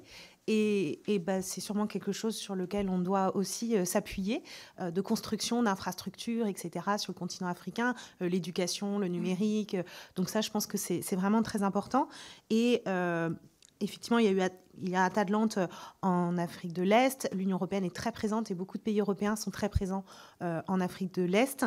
Et alors c'est la prospective, mais j'imagine que si les attaques de Houthis / Iran se poursuivent dans la zone, il va falloir sécuriser, voire escorter les navires une nouvelle fois, non pas contre les pirates cette fois, mais contre cette guerre de course. Et j'imagine que ce sera sûrement une coalition qui va être montée, donc peut-être avec les Américains, avec les Européens aussi, et tout le monde va revenir dans la Corne de l'Afrique. Je vous rappelle que si Djibouti a autant le vent en poupe auprès de tout le monde, c'est qu'ils ont le régime. Alors, ils n'aiment pas que je dise le régime. Le gouvernement djiboutien a profité aussi des évolutions du système international, à la fois avec la guerre contre le terrorisme au début des années 2000. Les Américains ont installé leur seule base sur le continent à Djibouti. Ensuite, la piraterie. Ça a été un pôle, effectivement, de lutte contre la piraterie, avec la présence japonaise, européenne, etc. Ensuite, la guerre au Yémen, qui fait que les Émirats se sont beaucoup réinvestis dans la région, alors plutôt du côté de l'Érythrée pour mener cette guerre. Et ensuite, la Belt and Road Initiative, qui fait que les Chinois se sont réinvestis. Donc, j'imagine que ce qui est en train de se passer, bon, là, c'est assez nouveau, hein, c'est les derniers jours, les dernières semaines, avec cette guerre de course qui est en train de s'ouvrir, va remettre la focale, encore une fois, sur de nouvelles opérations à mener dans la région, dans la zone, puisque je crois que c'est près de 20 000 navires qui passent dans le Bab el-Mandeb et sur la mer Rouge. Donc c'est vraiment, on perd 2 semaines si on contourne la mer Rouge. Donc ça va être vraiment important de sécuriser la zone et c'est une nouvelle opportunité pour les États parfois autoritaires de la région de se rendre indispensables pour les Occidentaux. Et donc on rappelle, l'opération Atalante, c'était des attaques menées depuis la Somalie, notamment de pirates qui partaient en speedboat, en bateau très rapide, et allaient chercher du butin et qui les ramenaient sur les côtes somaliennes. Je crois qu'il y avait eu plus de 150 attaques à l'époque et que cette opération avait permis assez rapidement de neutraliser, d'escorter d'une certaine manière les navires, notamment commerciaux. Et à partir de 2016, il y avait quasiment plus d'attaques. Et ça n'était pas que l'opération, puisque en fait le problème était à terre. C'était l'évolution de l'État somalien à terre. Et une fois que vous avez aussi la transition politique qui s'est enclenchée en 2012 avec l'élection d'un président en Somalie, des changements également au Puntland, ça a permis de modifier beaucoup de choses. Mais on est dans une région où vous avez le Puntland qui s'autoproclame, qui est autonome, et le Somaliland qui n'est pas reconnu. Donc c'est difficile de discuter avec eux ou d'organiser la lutte à terre. Très bien. Sur les opérations multinationales ? Oui, il y a plein de choses qui se passent. Moi, j'ai l'exemple avec l'arrivée de la cocaïne en Afrique de l'Ouest à la fin des années 2000. Eh bien, alors c'est très peu connu, mais il y a la plupart des saisies en mer ont été réalisées par des Européens. Donc la coopération sécuritaire avec les pays d'Afrique de l'Ouest fonctionne. La France y a pris sa part comme d'autres pays européens. Et ça, c'est évidemment moins médiatisé que Barkhane. Mais il y a plein de choses qui se passent au niveau de la formation, du renseignement, de l'appui aérien, de la surveillance du domaine aérien. Et je crois que dans la réflexion sur les nouvelles positions et postures militaires françaises sur le continent, c'est pas non plus sombrer dans la dépression complète et se dire qu'il y a toujours une demande et il y a aussi des collaborations qui peuvent être moins impliquantes politiquement pour le partenaire français. C'est beaucoup moins visible, et c'est beaucoup plus ponctuel. Barkhane est une exception dans tout ça. La dernière fois, on a mobilisé plusieurs milliers d'hommes pendant plusieurs années en Afrique. Ça remonte à très très longtemps. Et je pense qu'on lit la présence militaire française à travers Barkhane et on a tort de le faire parce que c'est un aspect parmi d'autres. Monsieur Benanta, vous souhaitez intervenir sur les coopérations multinationales ? Je voulais aller dans le sens de ma collègue concernant l'instrumentalisation par les acteurs locaux de cette coopération internationale, puisqu'ils jouent aussi leur propre partition. Elle a cité l'exemple de l'Éthiopie, mais il y a aussi le Tchad qui sont leurs forces sont dans des situations de surengagement, à tel point que ça pose un problème de repos pour ces forces armées impliquées dans des opérations de maintien de la paix. Donc il s'agit là, pour reprendre l'expression de Jean-François Bayard, de stratégie d'extraversion ils se mettent dans une position de dépendance stratégique pour en tirer profit pour leurs propres intérêts, pour pérenniser leur propre régime. Donc les opérations internationales conduisent parfois à la consolidation de l'autoritarisme en Afrique, ou ailleurs d'ailleurs. Deuxième point, c'est, je disais tout à l'heure que l'Afrique est traversée par des mutations en profondeur, et ça conduit à des débats sur le maintien de la paix, puisque l'essentiel des opérations onusiennes de maintien de la paix sont en Afrique. Et il y a tout un débat sur les partisans de l'africanisation et les partisans de l'appropriation. L'africanisation, c'est impliquer davantage les contingents africains dans des opérations de maintien de la paix financées par les Nations Unies. Et d'ailleurs, pourquoi il y a surengagement? Puisque la règle aux Nations Unies, lorsqu'on rembourse les États ayant des contingents de maintien de la paix, on rembourse d'abord les États pauvres. Donc pour eux, c'est une ressource financière importante. Donc les partisans de l'africanisation, c'est juste on envoie des troupes africaines au lieu de troupes étrangères ou occidentales. Et ceux qui militent pour l'appropriation, ils veulent non seulement des contingents africains, mais un contrôle africain du déroulé des opérations. Donc là, il s'agit du leadership. Et ce n'est pas un hasard, c'est les 3 pays qui défendent le plus l'appropriation sont l'Afrique du Sud, le Nigeria et l'Algérie. Mais cette appropriation va évidemment à l'encontre des États qui pratiquent une stratégie d'extraversion. Donc les opérations multinationales internationales sont importantes, mais elles ont des effets pervers importants aussi. Voilà, merci. Très bien, merci. Et je précise que le 17 janvier, il y aura sans doute une audition dédiée au rôle sécuritaire à la fois des Nations Unies avec les opérations de maintien de la paix de l'Union européenne, pendant que d'ailleurs qu'une délégation de la Commission sera au Nigeria et en Éthiopie. Pour le groupe Horizon, la parole est à Yannick Favennec-Becco. Merci, Monsieur le Président. Ma question s'adresse à Madame Le Gouriellec. Je vais revenir sur Djibouti, dont vous avez, à juste titre, rappelé l'importance stratégique pour la France, tout en disant qu'effectivement, rien n'est acquis compte tenu de son environnement politique et que nous devons y prêter une meilleure attention. La France et l'armée française ont tout intérêt à entretenir cette amitié, cette coopération en appuyant la montée en puissance de l'armée djiboutienne, en revoyant à la hausse l'aide publique au développement, sous peine de voir d'autres puissances prendre le relais, la nature, vous l'avez aussi dit, ayant horreur du vide. La renégociation du traité doit par conséquent être, j'allais dire, gagnant-gagnant et doit être valorisée à juste titre. Le monde change, vous l'avez également souligné, en particulier dans cette partie de l'Afrique. Djibouti change, j'ai pu m'en rendre compte à titre personnel, et c'est pourquoi notre coopération doit évoluer dans le sens d'un équilibre et de plus de considération envers cet allié fidèle.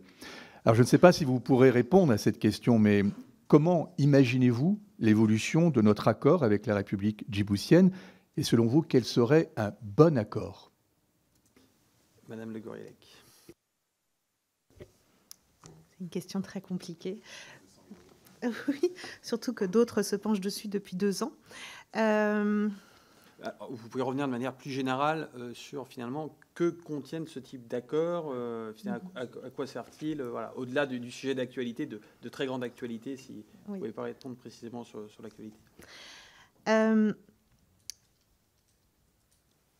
Quand je faisais parfois des entretiens avec des Djiboutiens, une des remarques qui m'avait été faite, parce que je disais toujours qu'il n'y avait pas d'ouvrage ou très peu d'ouvrages ou de recherche sur Djibouti, vous devez savoir que vous allez facilement à Djibouti, mais pour les chercheurs, ce n'est pas toujours très facile d'aller à Djibouti. Il faut bien le garder en tête. Et un Djiboutien m'avait répondu « Vivons heureux, vivons cachés ». Et je pense que peut-être parfois, lorsque vous dites que Djibouti est un allié fidèle, mais qui nous a aussi reproché parfois des manques de loyauté, comme je l'expliquais, c'est un allié fidèle, mais on peut aussi nous accuser parfois de double standard. Et ça, c'est le rôle des politiques, c'est votre rôle. C'est qu'à la fois, on doit défendre des intérêts, avoir une politique, notamment en Afrique de l'Est, comme je l'ai dit. Et dans le même temps, dans les intérêts français, il y a les valeurs des droits de l'homme, de la démocratie. Et face à des nouveaux... à des acteurs internationaux de plus en plus présents comme la Russie et la Chine, qui ne sont pas des alliés de la France, nous devons sûrement garder ces valeurs et les porter hautes Et c'est parfois difficile quand on a des intérêts sur le terrain et dans des pays qui sont des régimes très mal classés sur la liste des États démocratiques. Ils vous répondront qu'ils sont sur le chemin de la démocratie. Mais on doit aussi entendre, que ce soit au Tchad ou à Djibouti, les voix des personnes qui peuvent s'opposer à ce type de fonctionnement et de gouvernance. Vous sentez mes hésitations parce que je sais qu'on est filmé et que ce n'est pas forcément évident de parler de ces sujets. Donc je pense qu'un des points qui a été soulevé par beaucoup de gens, ça a été il y a une partie sur la sécurité, la défense sécuritaire de Djibouti, mais en interne.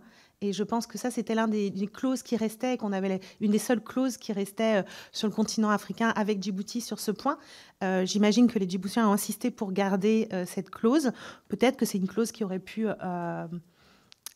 qui peut et qui va peut-être partir. Donc ça me paraît être un point important. Et je pense aussi une chose qui nous était reprochée, c'est que les Chinois sont arrivés, ont construit beaucoup d'infrastructures. Le pays, comme vous l'avez dit, a beaucoup changé. Et effectivement, nous, on a été là pendant 40 ans, voire avant l'indépendance, et on voit le pays, même physiquement, les infrastructures, beaucoup de choses n'avaient pas beaucoup bougé, et peut-être qu'on aurait pu faire plus là-dessus pour permettre à la fois cet allié fidèle, mais penser aussi à la population djiboutienne et participer au développement des infrastructures, de l'éducation, etc. Dans le pays. Il y a des questions sanitaires aussi très fortes avec le khat, que vous avez sûrement entendu parler, donc qui est une plante euphorisante qui impacte beaucoup l'économie djiboutienne. Donc je pense que peut-être nous aurions dû ne pas faire que militariser, comme l'ont dit mes collègues, et d'avoir une approche plus globale avec Djibouti afin de ménager à la fois notre partenaire fidèle et aussi les populations. Et donc, pour en profiter pour faire un petit focus sur le contenu de notre coopération de défense, on peut dire que finalement, la question qui peut se poser ici, c'est à quoi sert cette base de Djibouti? Et finalement, dans les grands axes, c'est appuyer les opérations françaises, et notamment, on a parlé de l'opération Sagittaire, le ravitaillement des bateaux, c'est faire de la coopération avec l'État djiboutien ou au niveau régional. Je crois que notamment, mais des collègues en savent plus que moi ici, c'est nous qui assurons la police du ciel à Djibouti. Il y a tout le volet également des actions civilo-militaires qu'on peut faire sur place. Et puis peut-être un dernier point, c'est tout ce qui est aguerrissement de nos forces. On a un complexe d'entraînement à Djibouti qui est quand même assez exceptionnel et à la fois terre-mer pour mener des manœuvres interarmées.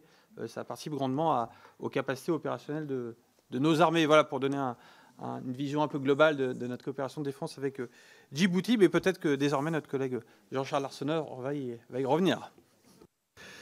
Merci Président, merci très chaleureusement à nos trois intervenants.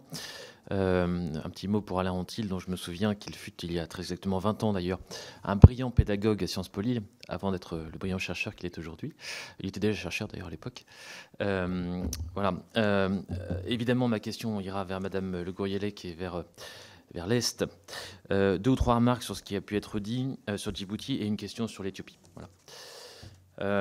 Approche globale, je ne peux qu'appuyer votre propos. C'était d'ailleurs finalement la conclusion un peu générale de mon récent rapport sur la question. Une approche développement, une approche en matière d'investissement, qui est évidemment une demande très forte de la partie djiboutienne. Une remarque sur le Global Gateway. Vous avez dit, à juste titre, on en parle assez peu en France. Donc c'est peu lisible pour les partenaires européens eux-mêmes. Ça n'est pas lisible non plus, et je l'ai entendu de la part de la partie djiboutienne, par les Djiboutiens non plus. Voilà. Donc, on a quand même un sujet de clarification sur l'ambition et la vision de l'Europe dans la Corne de l'Afrique. Voilà. Ça peut peut-être amener un commentaire, et d'ailleurs peut-être de vous trois. Autre remarque, oui, donc je reprends à mon compte bien volontiers le terme de guerre de course outil. Pour aller dans le sens de notre collègue socialiste, il y aura certainement des évolutions à avoir sur Atalante et Agénor. On n'a pas cité Agénor, mais c'est sans doute vers là que ça va converger, car en effet, il faudra probablement mieux protéger et convoyer les navires qui passent par les détroits à cet endroit. Un point peut-être sur l'importance de la jeunesse. Vous avez dit, Madame Le Gourielec, à juste titre, on ne décèle pas encore à ce stade de sentiments anti-français. C'est vrai. Mais méfions-nous tout de même. D'abord, ça peut se manipuler facilement et rapidement. Les opinions changent vite et ce pays est extrêmement jeune. Et le point sur lequel je voudrais attirer l'attention, c'est la question de la francophonie, qui est en fort déclin dans le pays. Et donc, parlant d'approche globale, il faut évidemment qu'on investisse beaucoup sur l'apprentissage du français dans ce pays. C'est en tout cas une conviction forte que je défends. Et donc, question sur l'Éthiopie. Qu'est-ce qu'on peut faire aujourd'hui avec le président Abiy Ahmed ? En effet, prix Nobel de la paix en 2019, mais engagé dans des guerres extrêmement difficiles et encore aux prises aujourd'hui avec de lourds problèmes avec les Amaras. La France s'est assez largement rapprochée il y a quelques années de l'Éthiopie. Aujourd'hui, c'est plus compliqué. Peut-on avoir une politique française vis-à-vis de l'Éthiopie ? Voilà. D'autant plus qu'on a le siège de l'Union africaine à Addis Abeba, donc c'est particulièrement important. Madame Le Gorilec. Je rejoins tout à fait vos remarques, effectivement, sur à la fois la difficulté parfois d'européaniser, parce que nos partenaires, en général, sur le continent, ne comprennent pas toujours ce que ça veut dire, qui est devant nous, et ils ont souvent une demande de bilatérale. Voilà, nous, on veut continuer à parler avec les Français ou avec les Allemands. Qu'est-ce que c'est que cette histoire d'européaniser ? Avec qui on va parler, même si souvent ce sont des Français qui représentent l'Europe, l'Union européenne à Djibouti. Donc oui, il y a un problème de communication politique, de clarification à avoir sur les projets. Vous imaginez que si c'est peu médiatisé et peu connu en France, nos partenaires sur le continent, ben, c'est pareil, ils se posent la... Donc il y a un vrai problème de communication. Alors que l'ambition est là et qu'il y a vraiment une proposition européenne et qu'il faut sûrement avoir une volonté politique de la porter et de faire quelque chose. Oui, pas de sentiment anti-français, et comme on l'a vu dans d'autres régions, ça peut être manipulé. On l'a vu également en Éthiopie, où justement le pays a toujours joué d'une sorte de multilatéralité, et donc d'avoir plusieurs partenaires, et a toujours privilégié ses différents partenaires.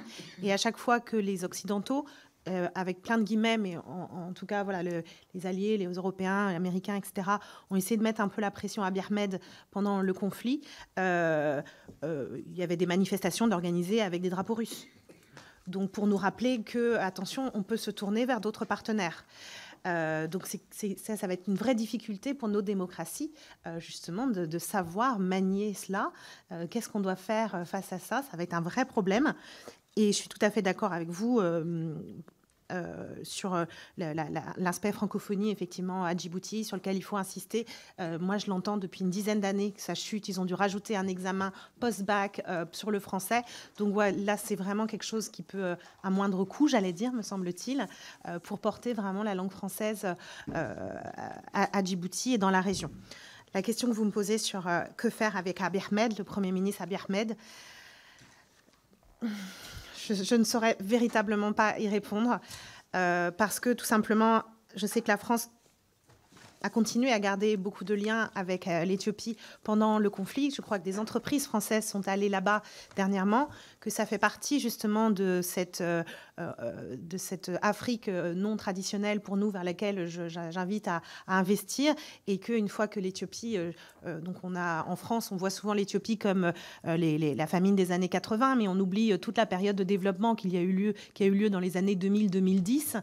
C'est une future puissance du continent africain. Ils ont intégré les BRICS, mais comment gérer effectivement politiquement Abiy Ahmed ? Je pense qu'il faudra beaucoup pousser sur la justice. Il faut qu'il y ait une justice face aux 3 ans de conflit qui ont eu lieu. Et le conflit, le pays ne pourra se reconstruire, et l'Éthiopie ne pourra être une ou fédérale, mais ne pourra se construire la nation éthiopienne qu'en ayant une justice après ce qui s'est passé. Donc je pense que la France et l'Union européenne peuvent accompagner et pousser Abiy Ahmed sur ce chemin. Très bien. Est-ce que M. Antil ou Benantar, vous avez un point à rajouter sur francophonie ou Global Gateway, hein, est-ce que Global Gateway a un sens en Afrique ? Enfin, quelle est la pertinence de Global Gateway en Afrique de l'Ouest, par exemple ? Alors, on ne le voit pas encore vraiment émerger, malheureusement, mais je vais me concentrer sur disons sur la partie francophonie que Monsieur le député Larsonneur a évoquée. Ancien élève, alors, d'après ce qu'on comprend. Oui. C'est un des paradoxes de la politique africaine de la France vis-à-vis de la politique africaine de la France, c'est de assez peu s'appuyer sur la francophonie, sur les institutions de la francophonie d'abord, mais ensuite plus largement de s'être un peu désengagé de l'enseignement supérieur, de tout un tas de coopérations, alors qu'il y a une demande très très forte sur l'enseignement, sur la coopération scientifique, sur l'accès à des ressources scientifiques en ligne. Il y a une véritable appétence du français, de la coopération avec la France sur ces aspects, dans les pays francophones d'ailleurs, comme dans les pays non francophones. Je vois dans les pays d'Afrique de l'Ouest qui sont entourés de pays français, il y a une demande de français, tout simplement pour pouvoir communiquer avec ses voisins. Et si on regarde un peu les chiffres de ce qu'on appelait à l'époque les coopérants français, qui étaient assez nombreux dans les institutions de formation, on a beaucoup désinvesti ce secteur, alors que c'est un levier d'influence considérable. Quand vous parlez avec pardon d'être anecdotique, mais ça donne un peu de chair, disons, à mon propos. Quand vous parlez avec des gens qui ont la quarantaine ou la cinquantaine, il y a dans certains pays d'Afrique de l'Ouest, ils ont tous la nostalgie d'un prof français qui les a marqués ou de choses comme ça. Et c'est beaucoup moins vrai pour les générations qui suivent. Ça, c'est une réflexion qu'il faut mener très très fortement. On a un levier naturel d'influence dont on se sert finalement assez peu. Très bien, merci. Voire même parfois on appelle nous-mêmes des événements avec des noms anglais. Donc il faut qu'on fasse attention également à ça. Nous avons une question de Mélanie Thomas. Je crois que ce sera potentiellement la dernière, sauf si... Ah voilà. Et on en aura une autre après. Mélanie Thomas, on en aura 3 autres après. Autant pour moi. Vous avez la parole là. Merci Monsieur le Président. Madame et Messieurs, merci pour vos propos qui sont passionnants ce matin.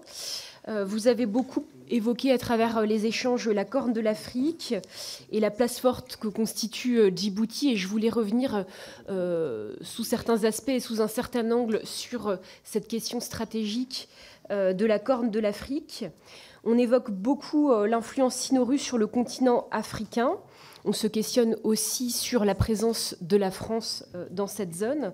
Je souhaitais revenir à travers une question toute simple sur la question du Moyen-Orient. Dans quelle mesure les pays du Moyen-Orient, voisins, de par leur proximité géographique, ont-ils eux aussi une influence sur cette corne de l'Afrique ? Vous avez cité au début de vos propos les Émirats, le rôle des Émirats notamment comme un partenaire, un pays partenaire pour Djibouti, et l'axe de la mer Rouge également stratégique. Donc comment Afrique et Moyen-Orient communiquent, dialoguent, et comment s'organisent les flux entre ces deux territoires? Je vous remercie. Alors merci, je ne m'attendais pas à une telle influence de questions pour terminer l'audition, donc je vous propose de prendre les autres et éventuellement de faire chacun une réponse consolidée, si possible en restreignant la question autour de 1 minute. La parole est à notre collègue François Picmal. Merci Monsieur le Président, merci à vous pour ces présentations et ces exposés. Nous, on se réjouit d'entendre évidemment que la francophonie peut être un levier pour demain dans les relations entre la France et les pays de l'Afrique. On regrette d'ailleurs qu'il y ait eu la suspension des visas en provenance du Sahel l'été dernier et on se réjouit que certaines lois ne passent pas, qui auraient restreint la francophonie à moyen ou à long terme entre la France et les autres pays. Je vais venir sur le Mali, puisque le fait marquant là, de ces derniers jours, c'est le départ officiel de la MINUSMA, avec quand même 180 morts de son côté sur les années où elle a été engagée. Je crois plus de 15 000 soldats, ou en tout cas personnels engagés. Et finalement, j'aimerais savoir ce que vous en pensez, mais peut-être pour aller plus loin, parce que vous avez quand même donné déjà des éléments dessus, quel rôle peuvent avoir les pays africains avec l'ONU et quel rôle peut avoir l'ONU vis-à-vis des pays africains. Voilà, je serais curieux d'avoir vos réponses. Je dois faire court, donc je m'arrête ici. Très bien, merci. La parole est à Jacqueline Maquet. Merci, Monsieur le Président. Merci, Madame et Messieurs, pour ces différents exposés. Ma question s'adresse à Monsieur Antil. En considérant l'approche collaborative à la sécurité mise en avant par le Président Macron, qui englobe la formation, l'équipement et le soutien des forces de sécurité africaines, ainsi que la coopération renforcée en matière de renseignement et de lutte contre le terrorisme, comment évaluez-vous l'impact potentiel de ce modèle de partenariat sur la stabilité à long terme en Afrique? Plus spécifiquement, dans quelle mesure cette transition vers un modèle où les pays africains sont en première ligne des opérations sécuritaires avec l'appui de la France et de ses partenaires européens pourrait-elle influencer sur la sécurité en Europe? Merci. Merci. La parole est à Karine Benchek. Oui, merci. Je vais essayer d'aller vite et me concentrer plutôt sur le Sahel. Est-ce que nous pourrions imaginer que les politiques européennes de contrainte des mobilités sahéliennes, que vous connaissez bien, notamment vers le nord, ont pu participer à la marginalisation du Sahel et à sa déconnexion de sa rive nord historique, que sont les pays du Maghreb? Et par ailleurs, vous avez abordé en partie cela, mais est-ce que le démantèlement de la diplomatie française qui s'appuyait dans la région, notamment sur un réseau constitué, vous avez raison, de plusieurs milliers de coopérants qui ont disparu avec la disparition du ministère de la COP, qui s'appuyait aussi sur un réseau de diplomates spécialistes de la zone, a pu jouer un rôle? Est-ce que tout ce démantèlement a pu jouer un rôle? Est-ce que le fait que la France ait investi moins de 3% de ses moyens de coopération au Sahel ces 10 dernières années a participé à cette perte de pied de la France? Et enfin, est-ce que la fin de la diplomatie de métier, du coup, vous paraît de bon augure? Merci. On fait une toute petite intervention d'Aurélien Saint-Toul.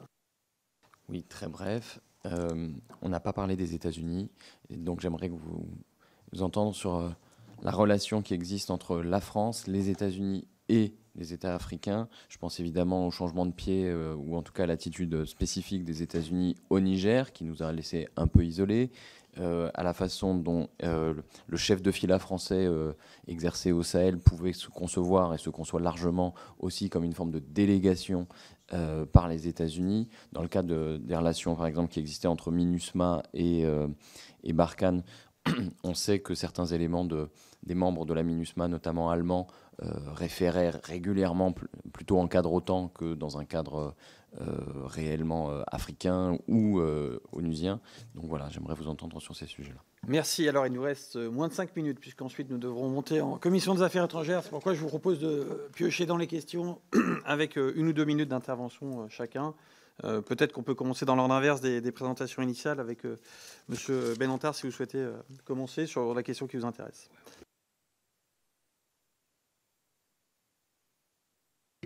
Concernant le Moyen-Orient et l'Afrique, il y a un certain discours, en tous les cas des analyses qu'on rencontre de plus en plus dans le Golfe sur la nécessité de développer les relations avec la Corne d'Afrique, considérée comme la profondeur stratégique du Golfe, en essayant de réactiver des liens très anciens entre la côte Est et le Moyen-Orient. Mais le Golfe n'agit pas en tant qu'ensemble, puisqu'il n'existe pas en tant qu'ensemble, comme l'Union européenne. Donc il y a des rivalités entre les États, entre l'Arabie saoudite, les Émirats arabes unis et le Qatar. Les trois se servent de levier d'influence économique, à savoir l'investissement. Mais en fait, il y a une sorte de partage des rôles. Le Qatar s'intéresse davantage à la médiation au Soudan, mais en Éthiopie aussi. Les Émirats, leur stratégie portuaire. Et les Saoudiens, une stratégie à la fois un peu économique, mais un peu religieuse aussi. Donc c'est une région, en tous les cas, qui intéresse énormément les pays du Golfe. Sur le Mali, la MINUSMA, ça a été évoqué par vous, par quelqu'un d'autre aussi. Désolé, je n'ai pas retenu le nom. Évidemment, c'est une mission qui ne fonctionnait pas très bien. En fait, il y avait des problèmes de rivalité. Et on voit les limites de la coopération internationale avec les Africains. Et par exemple, pour l'échange de renseignements, les pays européens, notamment l'Allemagne, mais d'autres aussi, préfèrent le standard de l'Alliance Atlantique parce qu'il est plus élevé que le standard onusien. Et de fait, le partage du renseignement se faisait entre les Européens, mais pas avec les Africains avec lesquels on est censé travailler. Donc, en termes de contingent, ils constituent la plus grosse partie du contingent, mais en termes du contrôle des opérations, ils sont marginalisés. On revient à la problématique de l'appropriation et l'africanisation. Très rapidement, sur la déconnexion Sahel-Maghreb, il y a une déconnexion plus ou moins... en tous les cas historiques, les pays maghrébins étaient jusqu'à une époque très récente totalement tournés vers le nord. Ils ont oublié leur profondeur africaine. Ça fait à peu près 10 ans qu'il y a une refonte un peu de cette politique maghrébine en Afrique, le Maroc d'abord, puis l'Algérie, mais il n'en demeure pas moins que l'Union européenne joue un rôle qui force un peu la relation.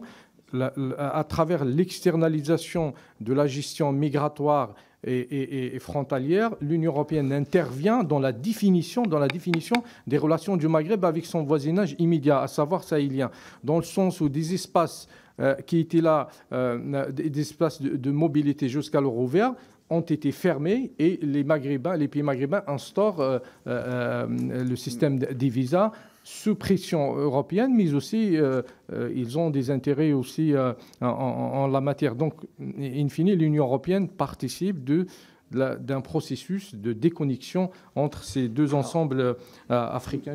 Voilà, merci. Merci et désolé, on a un temps très contraint, Madame Le Gouriellec, un peu moins d'une minute. Je vais juste clarifier juste un point.